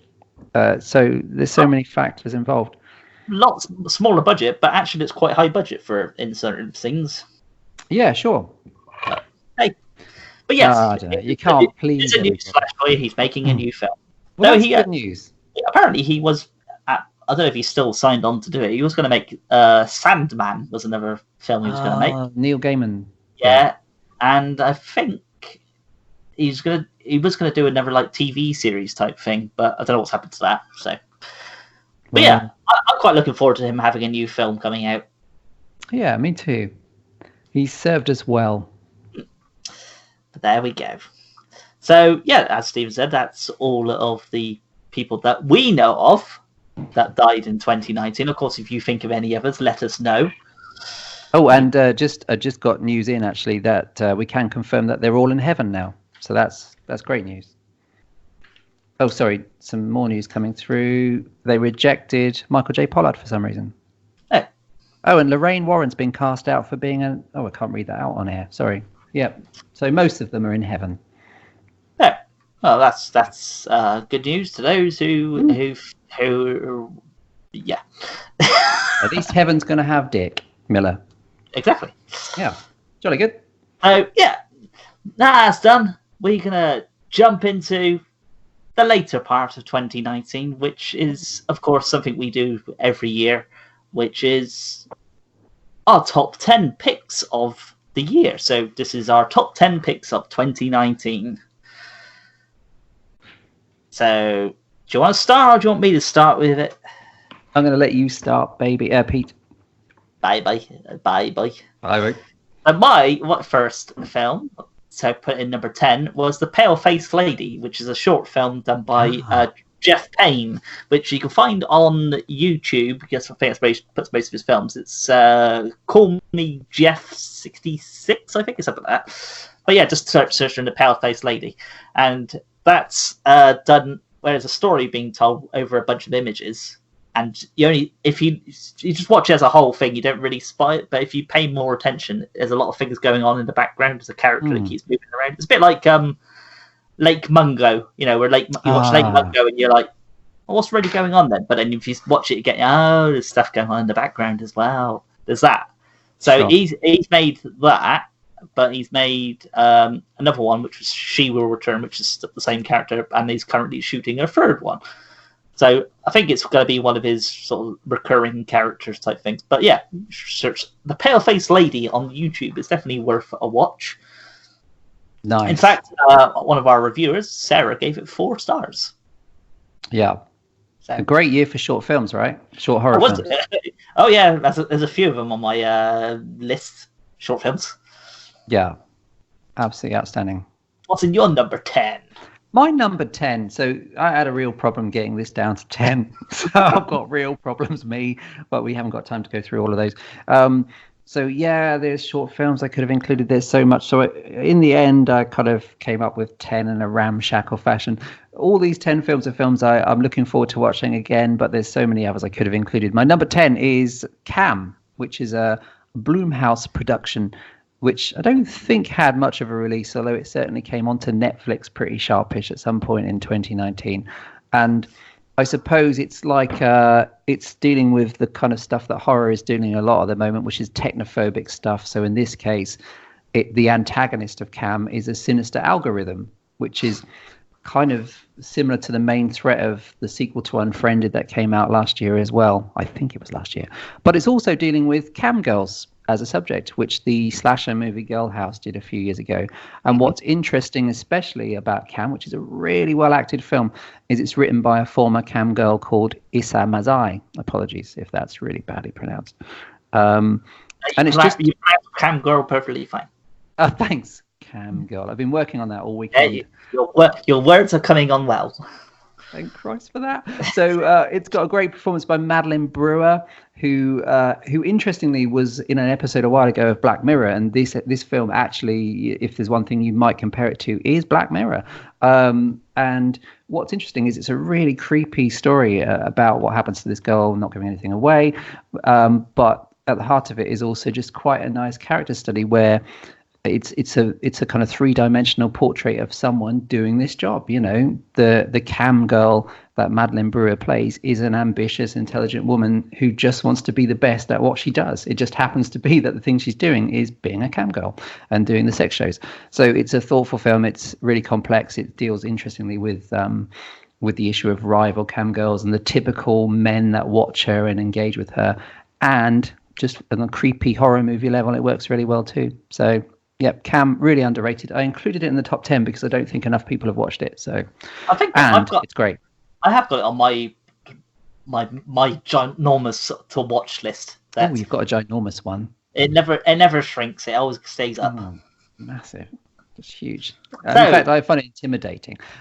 It's also worth mentioning that Cam is one of quite a few films last year that dealt with evil doppelgangers. So we had films like Look Away, which is also really good, and Us, and a bunch of others that I can't think of. But yeah, interesting that should be a hole in the ground kind of, although it's more of a changeling. Yeah. Anyway, carry on. Funny you mentioned that, but we'll come back to that one later.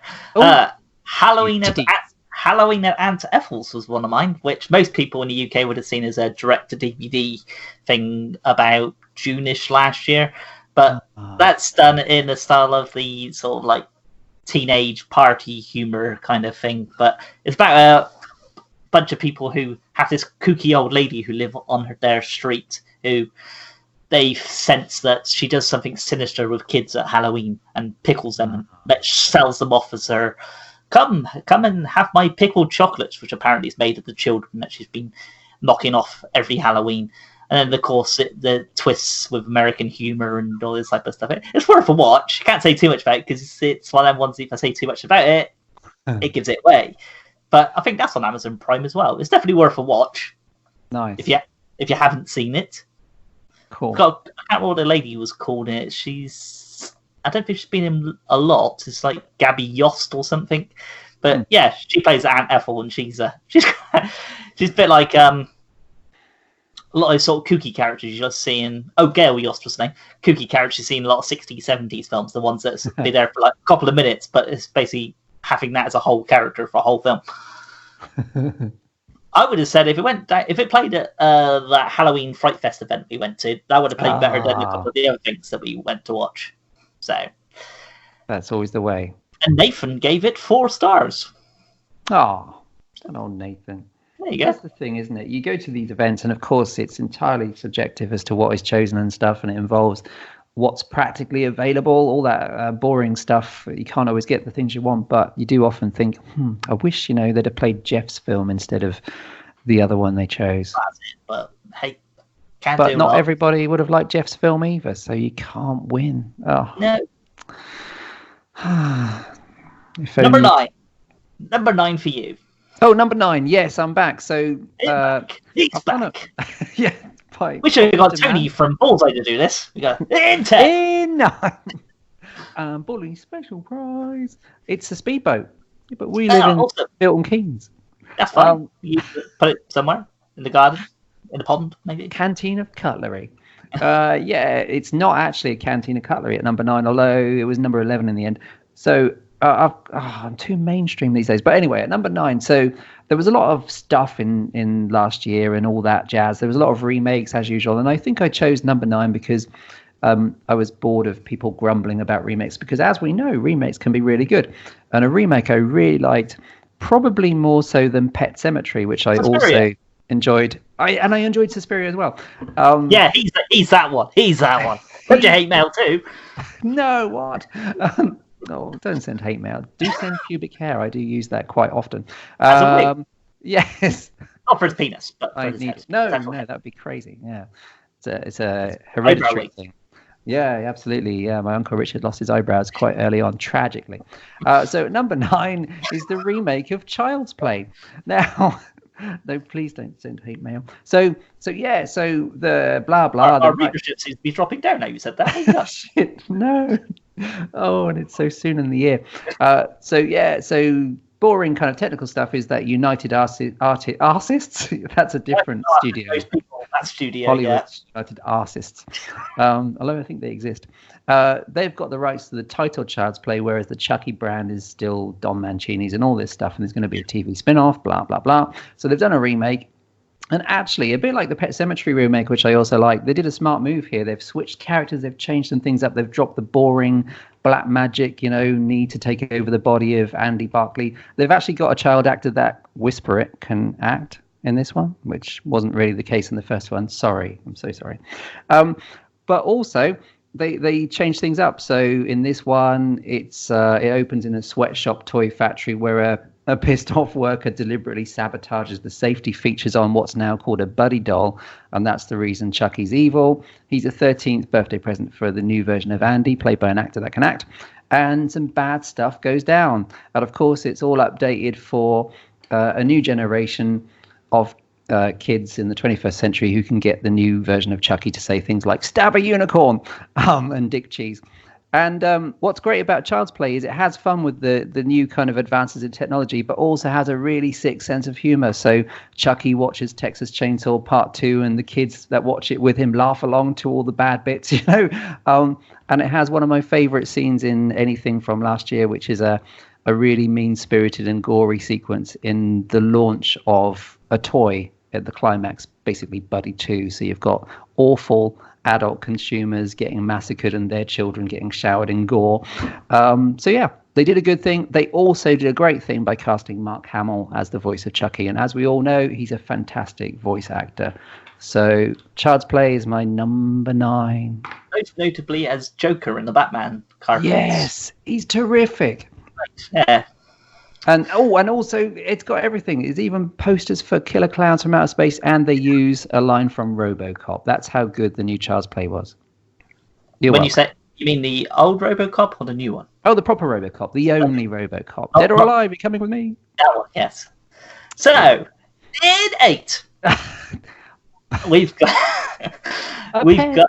no, it's not a pen though. Oh. There is a pen in several of these scenes in the film, but it's Feedback, which is done by Pedro C. Alonso. I was umming and ahhing where to put this one because I really like it, but there were so many that I wanted to give a note to as well. So yeah, so if you haven't seen this, I know Stephen's seen it, but it's about a guy who's a radio host, a sort of late night talk show called The Grim Reality. It's about people that listen to, obviously grim stuff about the world and how the world's turning crap and all this thing. And there's a bunch of people who break into the studio and hijack it and trying to get him to tell the audience about what him and a few other people that he knows have actually done in their past.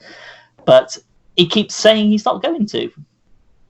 But obviously, Richard Brake, who's one of the main characters in it, he persuades him by doing some nasty things to some of the people that he works with. And yeah, I quite like it. Is it Paul Schrader? Is that his name? That's what his name, is it? What's the guy? The main guy? What? Sorry. What's the main guy? The actor is Eddie Marsan. That's his name. Yeah, Eddie.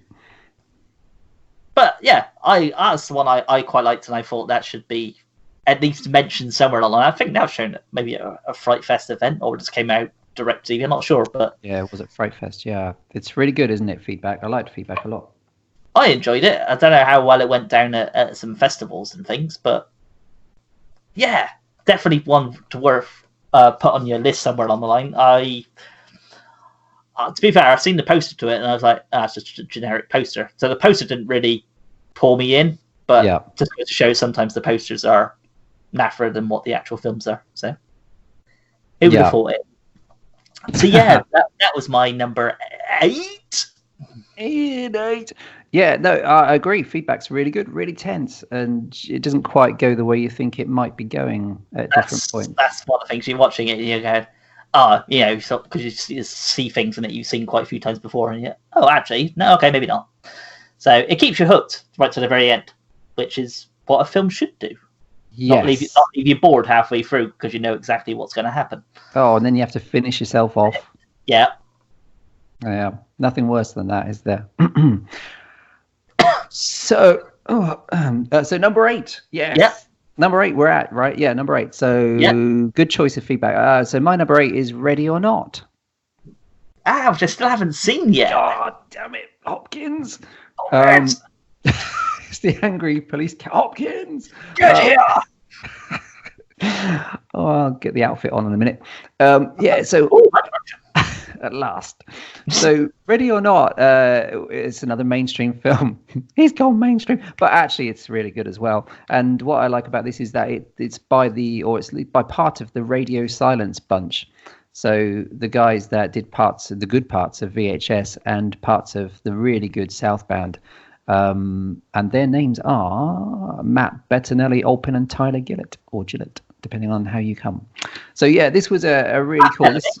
The singer of Muse. Yeah, that's him. Oh wow! Making movies now. Yeah, Ready or Not is one of them. Enjoy.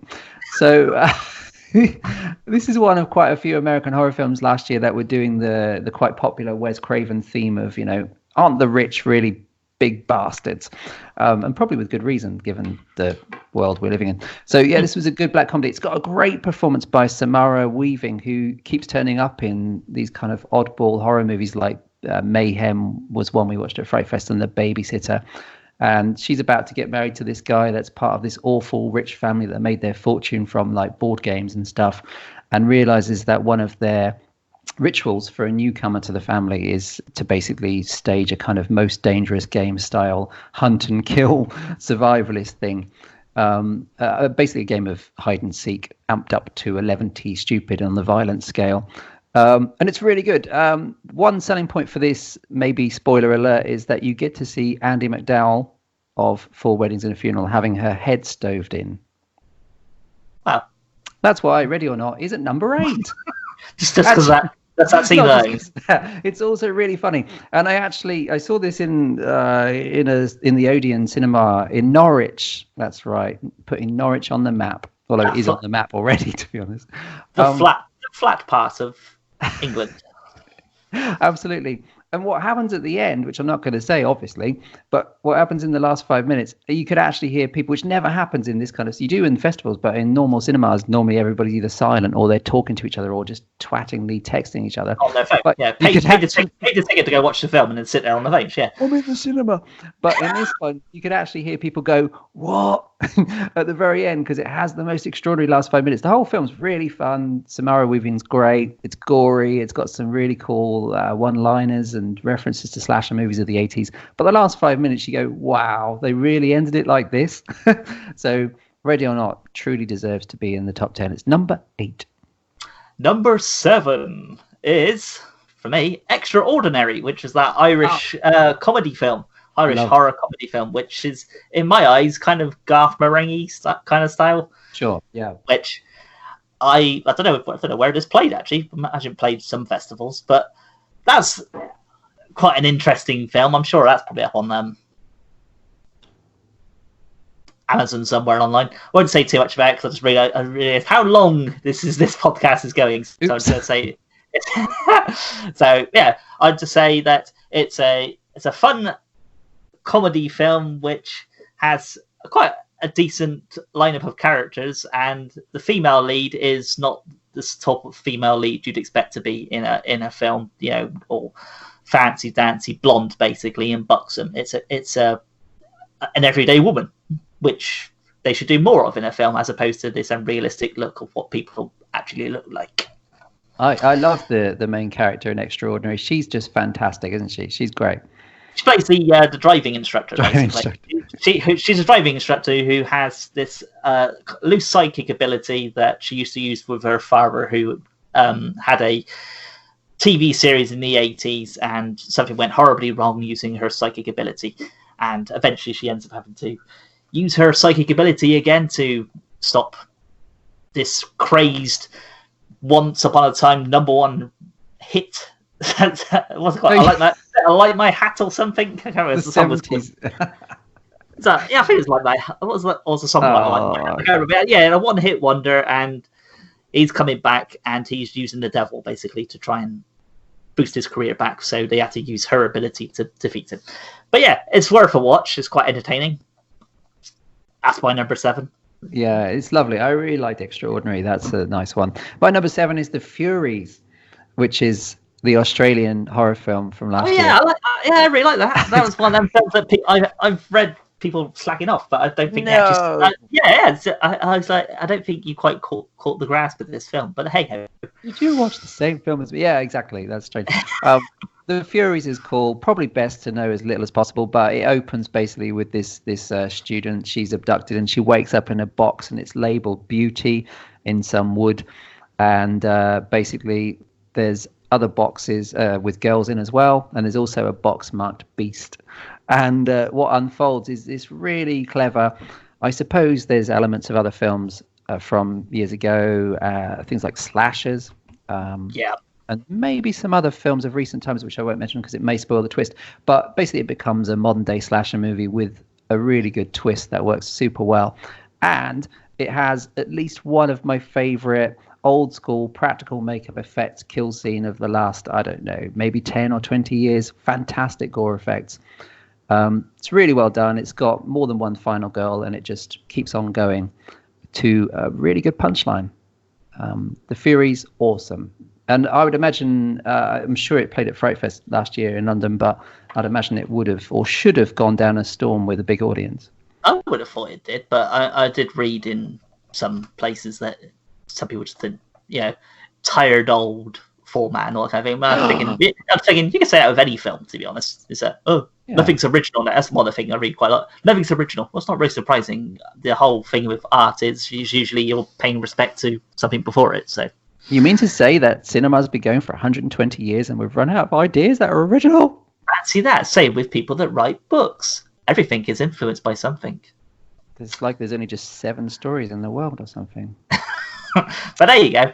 And so we're on number 6? Number 6. Is that right? Yeah, 6. 6 for me was David Axe's directed film Shed, which was that skin-stealing film about...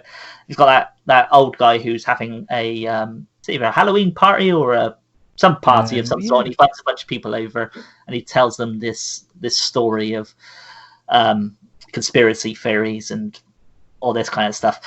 But out in his shed, there's something sinister waiting for them to potentially go and have a look. And what's in there ends up devouring them and taking their body over. And happens quite a lot. But I'd like to see a sequel to it. So I want to know more about the character of what's in the shed. Because the good thing about the shed is you don't actually see a lot about it. You just hear this kooky old timer telling his stories to a bunch of kids who've only really turned up for the free drugs and alcohol, which is basically what he's plying them with. And then you find out what the thing is later on. But I'd like to see a bit more of the character, but that's just me. And I think that's cool. I know you reviewed it. I can't remember. I think you may have given it 3 stars, maybe. Yeah. Which is fair. It's worth 3 stars. It's definitely worth checking out. I'm not sure if it's out anywhere. Oh, no, I did read somewhere. It's out on DVD and Blu-ray coming soon somewhere. So it's definitely worth checking out. That was my number 6. Shed is really fun. Yeah, and it's got that great... the guy that made it is called David Axe, so his only thing in life should be to make horror films. Can't see making romantic comedies anytime soon. Well, the old type, the storyteller guy, I remember being really good. And like you suggested, there's a lot more going on than they could possibly afford or even show in a kind of hour and a half. And the idea... Which is what works. Yeah, of course. It leaves you wanting more. That's what I want in a film. I was saying earlier in this podcast, is I like to watch films where not everything's answered. You can make up things for yourself. You can go, oh, okay, maybe they're doing this or maybe they're doing that. I'm not like massive plot holes. Like, I don't know, watching an action film and suddenly somebody pulls a rocket launcher out of their pocket. Where the hell were they keeping that all of that time? not that plot hole, but stuff that we don't really need to know about that. They just got from A to B. That's all we need to know. Yeah, I think that's it. Yeah, I like Shed a lot. It's got a lot of promise for future adventures. He's definitely a director I've been keeping an eye on to see what else he comes up with. So yeah, that was my number 6. What's your number 6? Well, my number 6 is Haunt, which is the film that was written and directed by the guys that had a lot of success with the script for A Quiet Place a couple of years ago. And they, from what I can gather, they were kind of making this on the side on a much lower budget. It's really cool. I really liked Haunt. It's one of the few films of last year that I thought was genuinely quite intense and scary. And it does a lot with a fairly standard kind of straight to DVD story of people going to a haunted attraction kind of thing. Produced by Eli Roth, that one. Is that it right? is. Yeah. Old Eli Roth was behind this, giving it a bit of might. But yeah, it's a bunch of people. They're looking for the most extreme experience to have on Halloween. And they find this place in a nice touch. They find this place where the proceeds go to the Red Cross, which maybe is a sign that you should move along and go to a local ghost train instead. And it plays with familiar stuff. So, when they get there, the host is a guy in a clown mask, and we've seen 100 of those. But then it goes for a bit of kind of hostile style sadism when they get inside. We're not quite sure what's real and what's not. But as it goes on, there's a real sense of tension.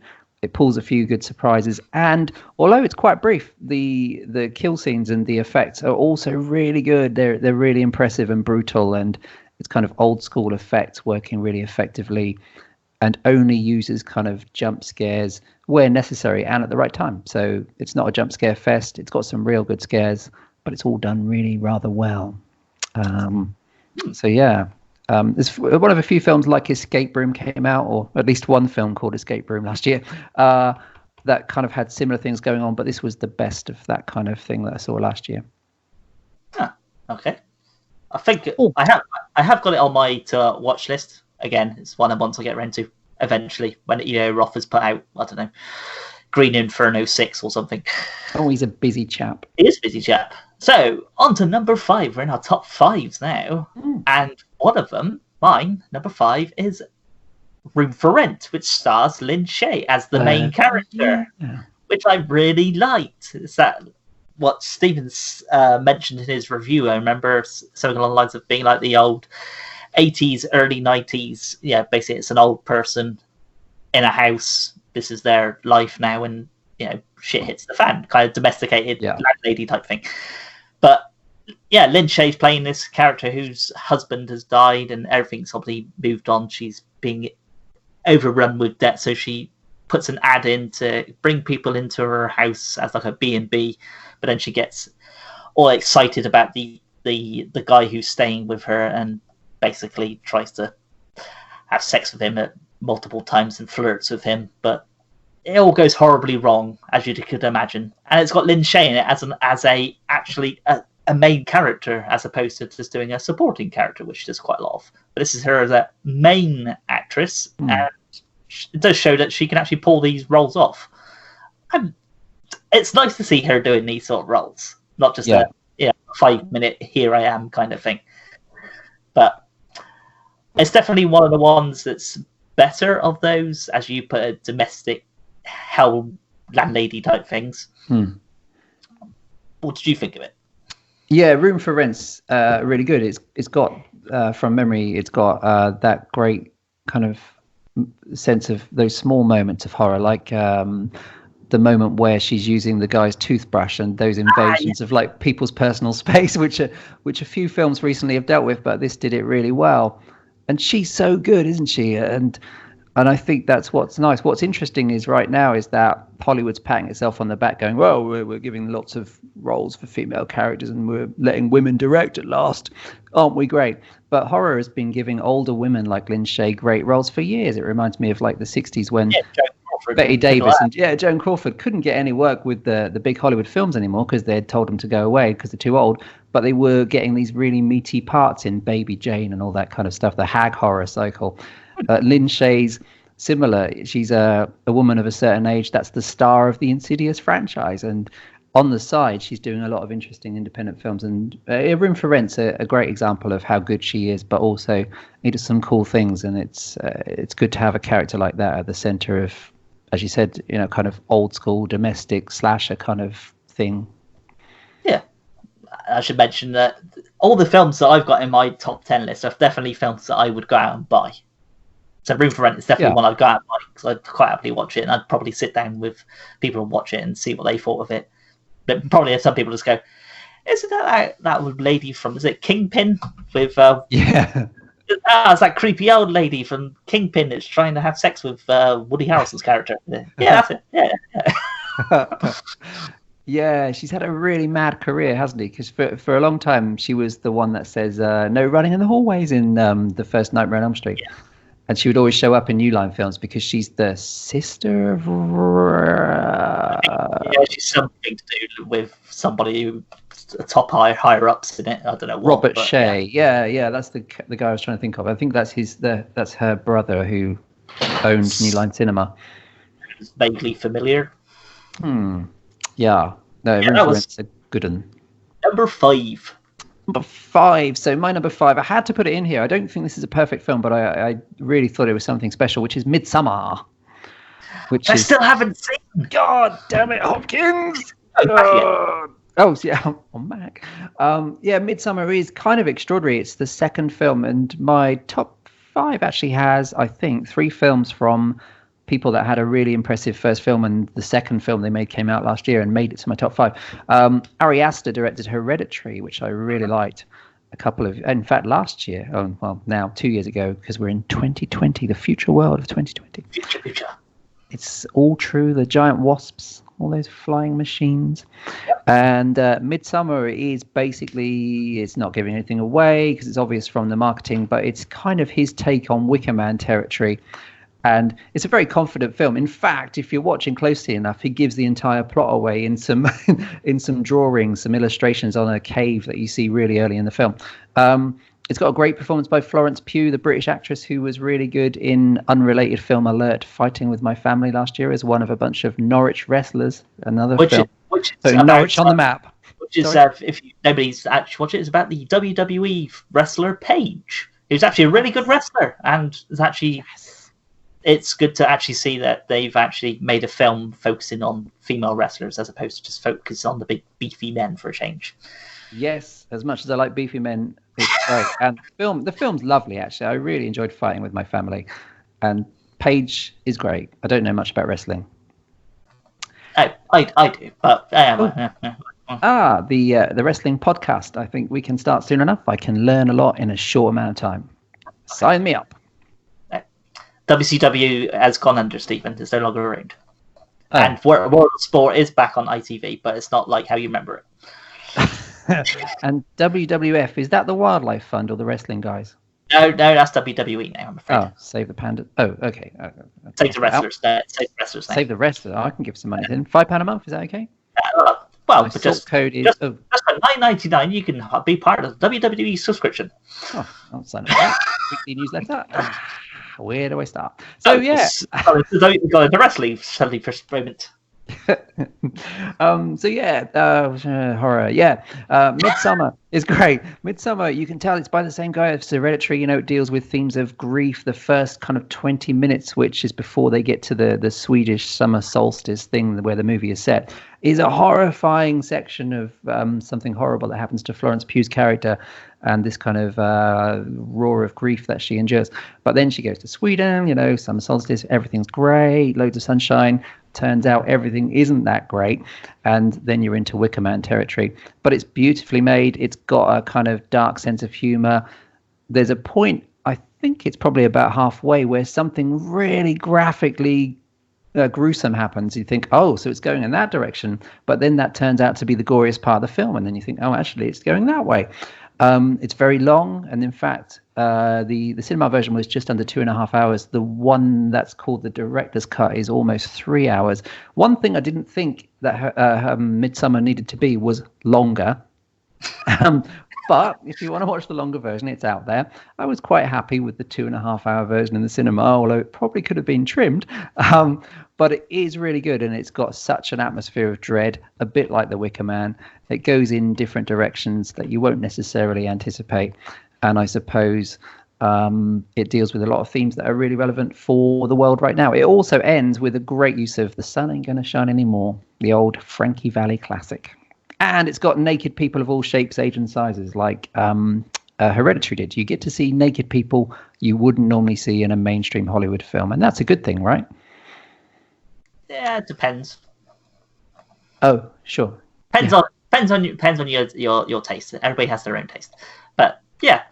So I haven't watched it yet, but I have been told it's overly long. But I was sold on the trailer because when I first seen the trailer, I was like, that looks very Wicker Man. Oh, not I got the bees. Not that Wicker Man. Oh, there's another Wicker Man. Yeah, she forgot about that one, didn't you? Oh, yeah. But yeah. Jesus Christ. So yeah, I definitely should get around to watching it sometime soon. So yeah, that was number 5 for you. My number 4 is the kind of basically a remake of Invasion of the Body Snatchers, Assimilate. Oh, that's a good one. By John Malowski, which isn't any related to the little guy from Monsters, Inc. Well, as far as I know, it might be. I don't know. Oh, yeah, they look similar. Yeah. So, yeah, this film is basically, as I said, it's Invasion of the Body Snatchers, but then in a teen kind of way. So, a bunch of kids are filming what their small town is like for their YouTube video blog thing, but then obviously start seeing things that aren't quite right for their town, and obviously keep trying to tell people that their town's been taken over by things that only kids could probably imagine. But of course, the adults don't listen until shit hits the fan and the apocalypse is basically upon us. But yeah, it's basically Invasion of the Body Snatchers done for another decade. So this is what, like the 6th remake, probably, or at least on that storyline. Yeah. But that's the great thing about that story, is that it works for lots of different eras, doesn't it? Like the 50s one is very 50s because it's all about McCarthy, and this one was very much about the fake news world of YouTube videos and Donald Trump and stuff. So they can remake it. So frequently. It's not really a it's not technically a remake of Invasion of the Body Snatchers, but you can definitely see that the influence is there from that film. Definitely. But definitely one to check out, and I want to see if people can work out the ending before it actually gets to it. If you've seen the Invasion of the Body Snatchers, you probably know what's going to happen. But I love the ending of Assimilate. It's got a great final line. Yeah, it's great. Yeah, that's the bit I want to see if people watch it and go, oh, I didn't see that then. But there you go. So yeah, that was my number 4. That's a good number 4. My number 4 is a film we actually talked about possibly on the last podcast when we'd recently seen it, which was Swallow. Yes. Which I liked hugely, which is a film written, directed by Carlo Mirabella Davis, and has a great performance by Haley Bennett as this lady that kind of has a boring existence. She's kind of reduced to being a humdrum housewife. She's married into money, doesn't have a lot to do with the time because everything's paid for. Husband's a bit of a bastard, and she develops this compulsion to swallow a series of often quite dangerous objects that she finds around the house. She has pica. That's the name for it. Yeah. Which is actually a real thing. People eat all sorts of weird and wonderful things, but it's not a lot to be done about it. It just happens. It's usually people are they're lacking something in their body, like chemicals or whatever. So some people eat styrofoam or sponge and all this kind of thing, stuff that you wouldn't normally eat, or dirt and stuff like that. Sure. So yeah, it's that, but done on an obviously an extreme level for that film. Yeah, and it's done really well. It reminded me a bit of, if you ever watched the film from the 90s called Safe with Julianne Moore. A long time. Yeah, that's a really interesting film, and it kind of deals with similar things in its own way, but updated for the 21st century. It's where Julianne Moore is like got everything she could possibly want. She's well off and she's got butlers and stuff, but she becomes effectively allergic to the modern world. So she has episodes that start with kind of just migraines, and then it gets much worse. So similar things happen to Haley Bennett in this film, although it goes off in different directions. So it's on this list because I think it really is a psychological horror film. But the point at which you think it's going to be a full-on kind of David Cronenberg body horror film, it does something different, and it ends in a very different place. And it has an amazing last sequence where she confronts a major character involved in her background, before ending in a way we won't discuss, but in a very jolly good way as far as the film's concerned. Yeah. So that was your number 4. Number 3 for me was A Good Woman Is Hard to Find. No. Oh, yeah. That's not what I'm just saying. I'm just this the name of the film. A Good Woman Is Hard to Find. Which there's somebody I can put you in touch with, Pete. I mean, there's a couple of women actually in the village that might, they like gentlemen with beards and a certain age. How do you feel about Mavis at number 74? Oh, hello. So she's not here. I'm just wondering. Hey. Oh.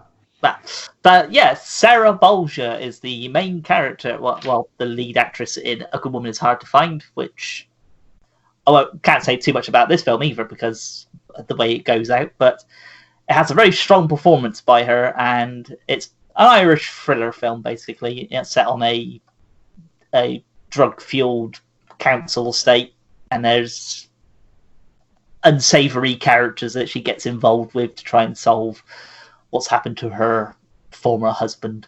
That's all I'll say about the film. You can't say Yeah. too much because you give it away. Unless you want to think anything you want to put in there.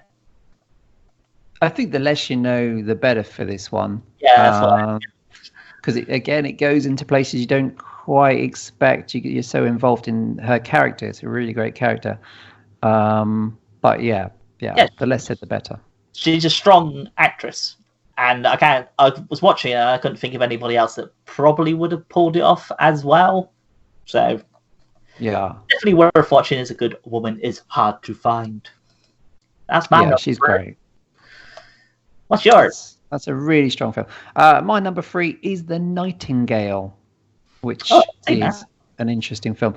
So this is the second film by Jennifer Kent, who directed The Babadook. Which wasn't universally loved, but certainly had loads of great reviews. And, that annoying kid in it. No, joking. That was the standard thing about that film. I love that. The one most important thing about the film, and that people were like, "Oh, the child's so annoying," and the main character's not very sympathetic. Yeah, that would be the whole point. How we forget. So Jennifer Kent is very talented, and The Nightingale is one of those films where it probably, I think it's gone almost straight to streaming. I think it was shown at the London Film Festival, and there was the usual thing you hear with films like this, like, a few people walked out 10 minutes in. What were you expecting? So it's set in 19th century Tasmania, actually, and it's what it is really is a rape revenge movie, but set during the equally horrific world of Australian colonization. So the main character is an Irish woman. Something absolutely appalling happens to her in the first maybe 20 minutes, half an hour, where the film goes to a part you didn't think it might go.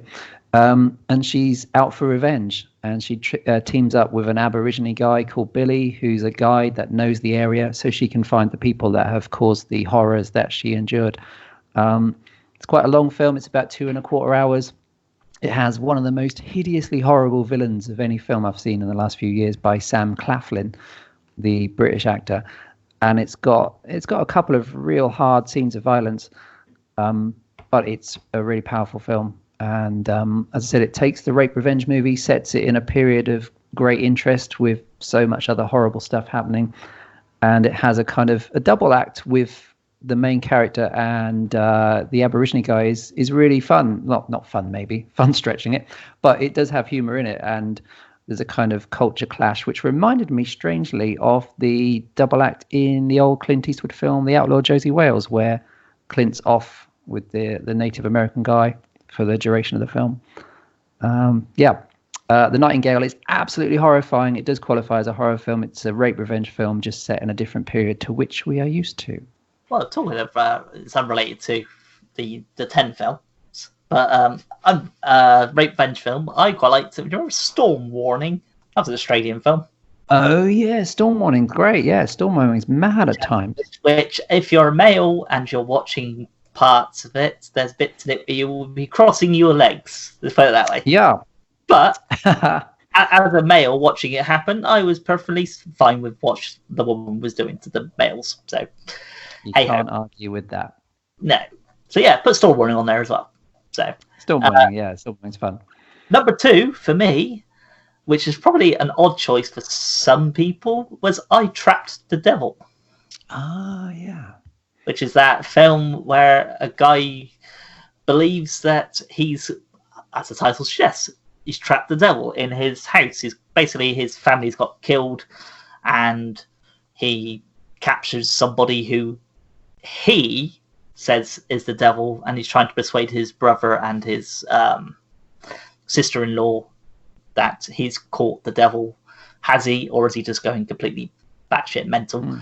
I don't know, but it's not really set in an era as sorts. It's sort of 70s, sort of 80s. It's somewhere around there.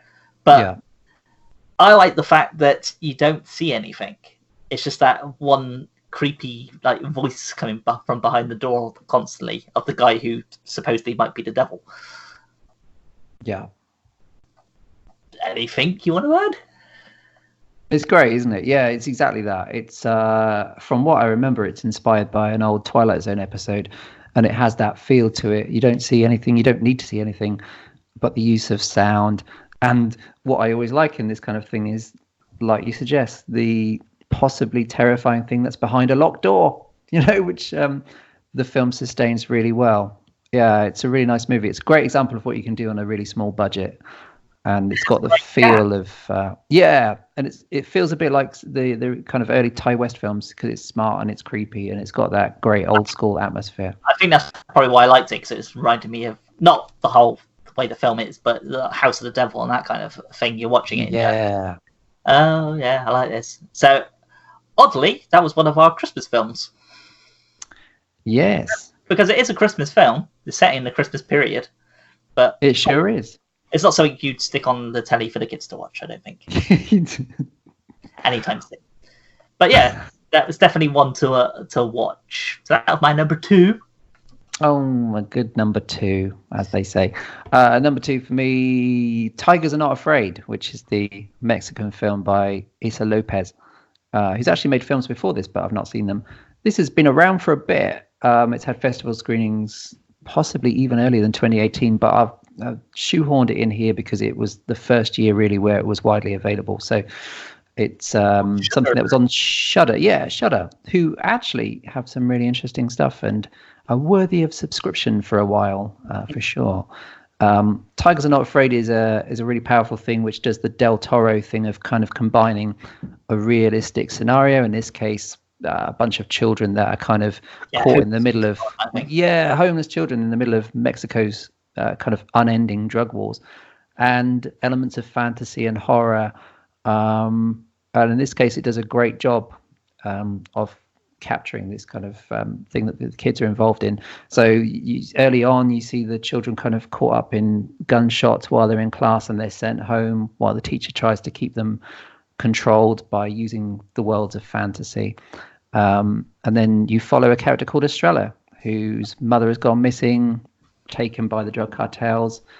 Estrella ends up having 3 wishes, so the film has a kind of element of the monkey's paw, the classic horror story that comes back so many times, and she hangs around with a bunch of orphans who ultimately get hold of something, a cell phone, that this drug gang boss is desperate to get back, so they're in danger from him while living life on the streets and just interacting like normal kids, which is the great thing about the film as much as anything, is their interaction really feels like the camera's just been turned on to a bunch of kids on the streets. But great performances, really powerful. It's got some, like a couple of films on the top 10, it's got some shocking moments of violence, even more so given the age of the people involved. But in this case, it's quite optimistic, and it's got some moments that are really quite touching. So Tigers Are Not Afraid, it's been well reviewed. It's on Shudder. You should really watch it. I totally agree with that. It's definitely worth a watch, or maybe several watches. Yeah, I would say so, yeah. And for me, my number 1 film of 2019 is potentially a film that you may not have seen, though a lot of people might have done. So it's Clownado. Wow, I've not seen Clownado. No, it's done by Todd Sheets, who's the director of Bone Hill Road, Dreaming Purple Neon, loads of stuff. He's a sort of indie filmmaker in America. So Clownado is exactly what you think it is. It's basically Sharknado with clowns. It's completely mental, and it's supposed to be mental. It doesn't take itself seriously, because how could it with that title? And it stars Linnea Quigley and Eileen Dites. Yeah, 2 big names. So if you like, killer clown movies and over the top gore and stuff like that, and boobs with teeth. Oh, boobs with teeth. Oh, right, got it. Yeah. Yeah. So if you like Mausoleum, if you like Mausoleum, the boobs with the teeth, you'll like this stuff. Mausoleum. So yeah, it's Clownado. I thought it needed to have a good shout out, because it's definitely, in my opinion, Todd Sheets' best film in the past few years. So Clownado. Clownado is a comedy horror, basically, but it's fun, and it's poking the fun of lots of different types of things. But yeah, it's definitely worth a watch. Nice. I shall check out Clownado on the strength of that. And your number one is? My number one, maybe it's an obvious choice, and it is another mainstream choice, but I really thought this was great and another great experience in the cinema last year in Norwich, which is now back on the map, is Jordan Peele's Us. Us or US, who knows, but it's written as Us. So yeah, I did like Get Out, although I didn't quite think Get Out was the greatest thing since sliced cheese, as some people did. I thought it was very good, but I didn't think it was amazing. But I thought Us was quite incredible, really. And a more original kind of take on modern American horror. Unfortunately, the trailer gives way too much away. But all you should nowadays they give things away. Yes. Do that. Oh, blimey, who'd have thunk it? Oh, here's the plot twist at the very end of the trailer. Yeah, it gives so much away, and all you really need to know is that there's a prologue where it's set in the 80s, where people are wearing like Black Flag and Lost Boys t-shirts. Where a little girl seems to meet her doppelganger inside the kind of Hall of Mirrors at a carnival. She grows up to be Lupita Nyong'o, who was great last year in Little Monsters as well. And she goes away for a kind of summer weekend with her family, where they are confronted with a bunch of doppelgangers of themselves. So a kind of alternate family that looks and seems to be exactly the same as themselves, but obviously turns out to be quite frightening. Us does a great job, I think, of being this paranoid, very 2019 horror film. There's a kind of underlying undercurrent of anger about the state of all things, but also it works great as a kind of mad twist on home invasion. And it has an amazing, one of the best things I saw last year was Lupita Nyong'o's performance as her own doppelganger, which is, I think, possibly going to be one of the great horror characters of our time. Also, it makes great use of the song Fuck the Police. It makes great use of the song Good Vibrations. It has a key scene that nods to Home Alone, and it has one of my favorite endings of any horror film of the last few years, plus a kind of omanish music score. Us is really great, and from judging from this and Get Out and a few other things, Jordan Peele is overseeing the Candyman remake as a producer. And he's doing the Twilight Zone as well. Yeah, which is a rattle, is coming out. And based on this, it would seem both of those things are in very safe hands. Yes. So overall, we've got a very mixed bag of 10 films. Yours is so mainstream. Oh no, so mainstream. Oh, that's what all the kids are saying, isn't it? Oh. I thought I'd give a shout out to some of the probably films that people wouldn't pay much attention to because whatever reason. But yeah, there's sure. I don't think there was any crossover on our top 10 at all. No, which is good, I think. Yeah. So I'm going to give you a quick rundown on what will be my 5 notables that I was going to put in my top 10, but just missed out on for whatever reason. So there was Swallow, which you mentioned earlier. The Hole in the Ground, which is that great film, which I only watched again the other day, which is, woman moves into a house, middle of nowhere with her kid, and she keeps thinking her child is not what it used to be. Yes. But yeah, it's worth a good few watches. Loom, which is that short film, the werewolf and all that sort of thing, done by... I can remember his name. Kevin of Roethlisberger. Just a name that rolls off your tongue. But yeah, it's half-hour short film, which doesn't actually feel like half an hour. Just goes really quickly, and you're like, oh, it ends. So there was that. The Haunted Swordsman, which you mentioned in a previous podcast, which is that great sort of Japanese-looking puppet film done in a sort of Dark Crystal style, where a guy's hunting with that severed head. And Scare Package, my other one, which is the anthology. Sure. That was the one I was going to add on, but just missed out because of all the other ones they mentioned. Yeah. It was a good year, right? Mad year. Oh, a good year. Yeah, there's so much. I mean, there was some good mainstream stuff that didn't get mentioned, like Dr. Sleep was really good. There were a few good moments in It Chapter 2 and all that, but my 5 honourable mentions would include the rather wonderful A Young Man with High Potential. Yep. Which was the kind of the German film about, effectively kind of Norman Bates-ish killer that you kind of feel sympathy for. with a great couple of performances. That was really impressive. I really liked that. Lords of Chaos, which was the film about mayhem and the church burnings and stuff, which was really well done. Hilariously, I watched it with someone that was appalled by it and just came out. And those people were such wankers. Yeah, that was the whole point, man. They're disgraceful. It did have a few people lived up to the cliche when I went to see it in Norwich. And walked out kind of halfway through. I'm glad you mentioned it. Well, it's the capital of Norfolk on the east coast of England, East Anglia. East Anglia, eh? Huh. Yeah. Norwich. Lords of Chaos was great. I really enjoyed the film Mutant Blast, which has the best Mutant Blast character in any film of all time. That was great fun. Any zombie-related film last year, that was the most fun. And I think that played at Fright Fest, and I'm assuming it played really well because it's a midnight film with an audience if there ever was one.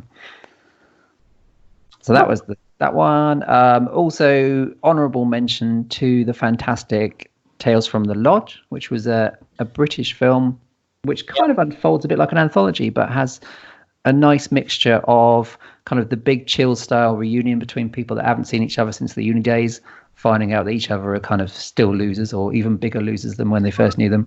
But also has some random gags like Johnny Vegas dressed like Kiefer Sutherland in The Lost Boys. Or Kiefer Sutherland, as you like to say. All three of them. Yeah, different people, a lot of them. That was great fun. I had Son of Donaldo Sutherland. Sutherland. Yes, Donaldo Sutherland. And finally, the fifth of the honourable mentions, although there's loads more I could have had. Nightmare Cinema was the best horror anthology I've seen for ages. At least 2 all-time great kind of bone-rattling classic episodes in that, but all 5 were decent. And Mickey Rourke. Yeah, there was loads on my list, which I was trying to rattle down to making 5 honourable mentions, but the ones that you mentioned as well were definitely all ones I quite enjoyed. So yeah, The Prodigy, that was great. The Prodigy, Ouija Ghost. Yeah. Come to Daddy. You mentioned Hole in the Ground. The Pet Sematary remake was good. Wounds, Gwen, The Wind. Video Man. Did that come out last year? I wrote it down. I think it came out in the UK, but I think it's been out for a while in terms of other countries and all that. But yeah, Video Man maybe had my favourite moment of any film, which was 2 aging horror fans watching a really low budget old film on a massive screen in a tiny room. Yep. Which probably sums up, the changes that we've had since being horror fans. What a massive thing. God, you can see her bush properly right in this now, can't you? Yeah, because that's what we cared about. We was all about that. Yeah. Video Man is the best. Maybe that should have been in the top 10. Who can tell? Hey, Happy Death Day to You was also good, by the way. Crawl, that was a good one. Old-fashioned killer alligators in a house. Yeah. So these are our top 10s, our own personal top 10s, and Stephen will be writing his own top 10 for the site. So imagine potentially it'll probably change from today till whenever it gets done. I would have thought. Yes. Stephen? Yeah.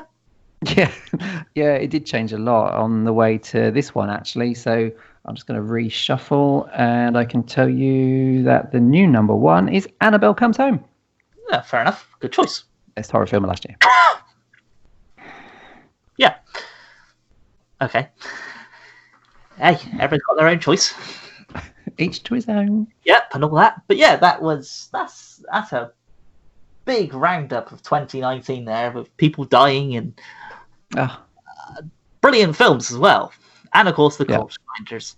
So, anything else you want to mention about 2019 before we round things up? Oh yeah, it was a good year, and at last Norwich is on the map. Yep. So we'll move on from Norwich. So you're moving to Norwich? Wow, man! I'll see you there. Moving on. Well, you would do. You live there.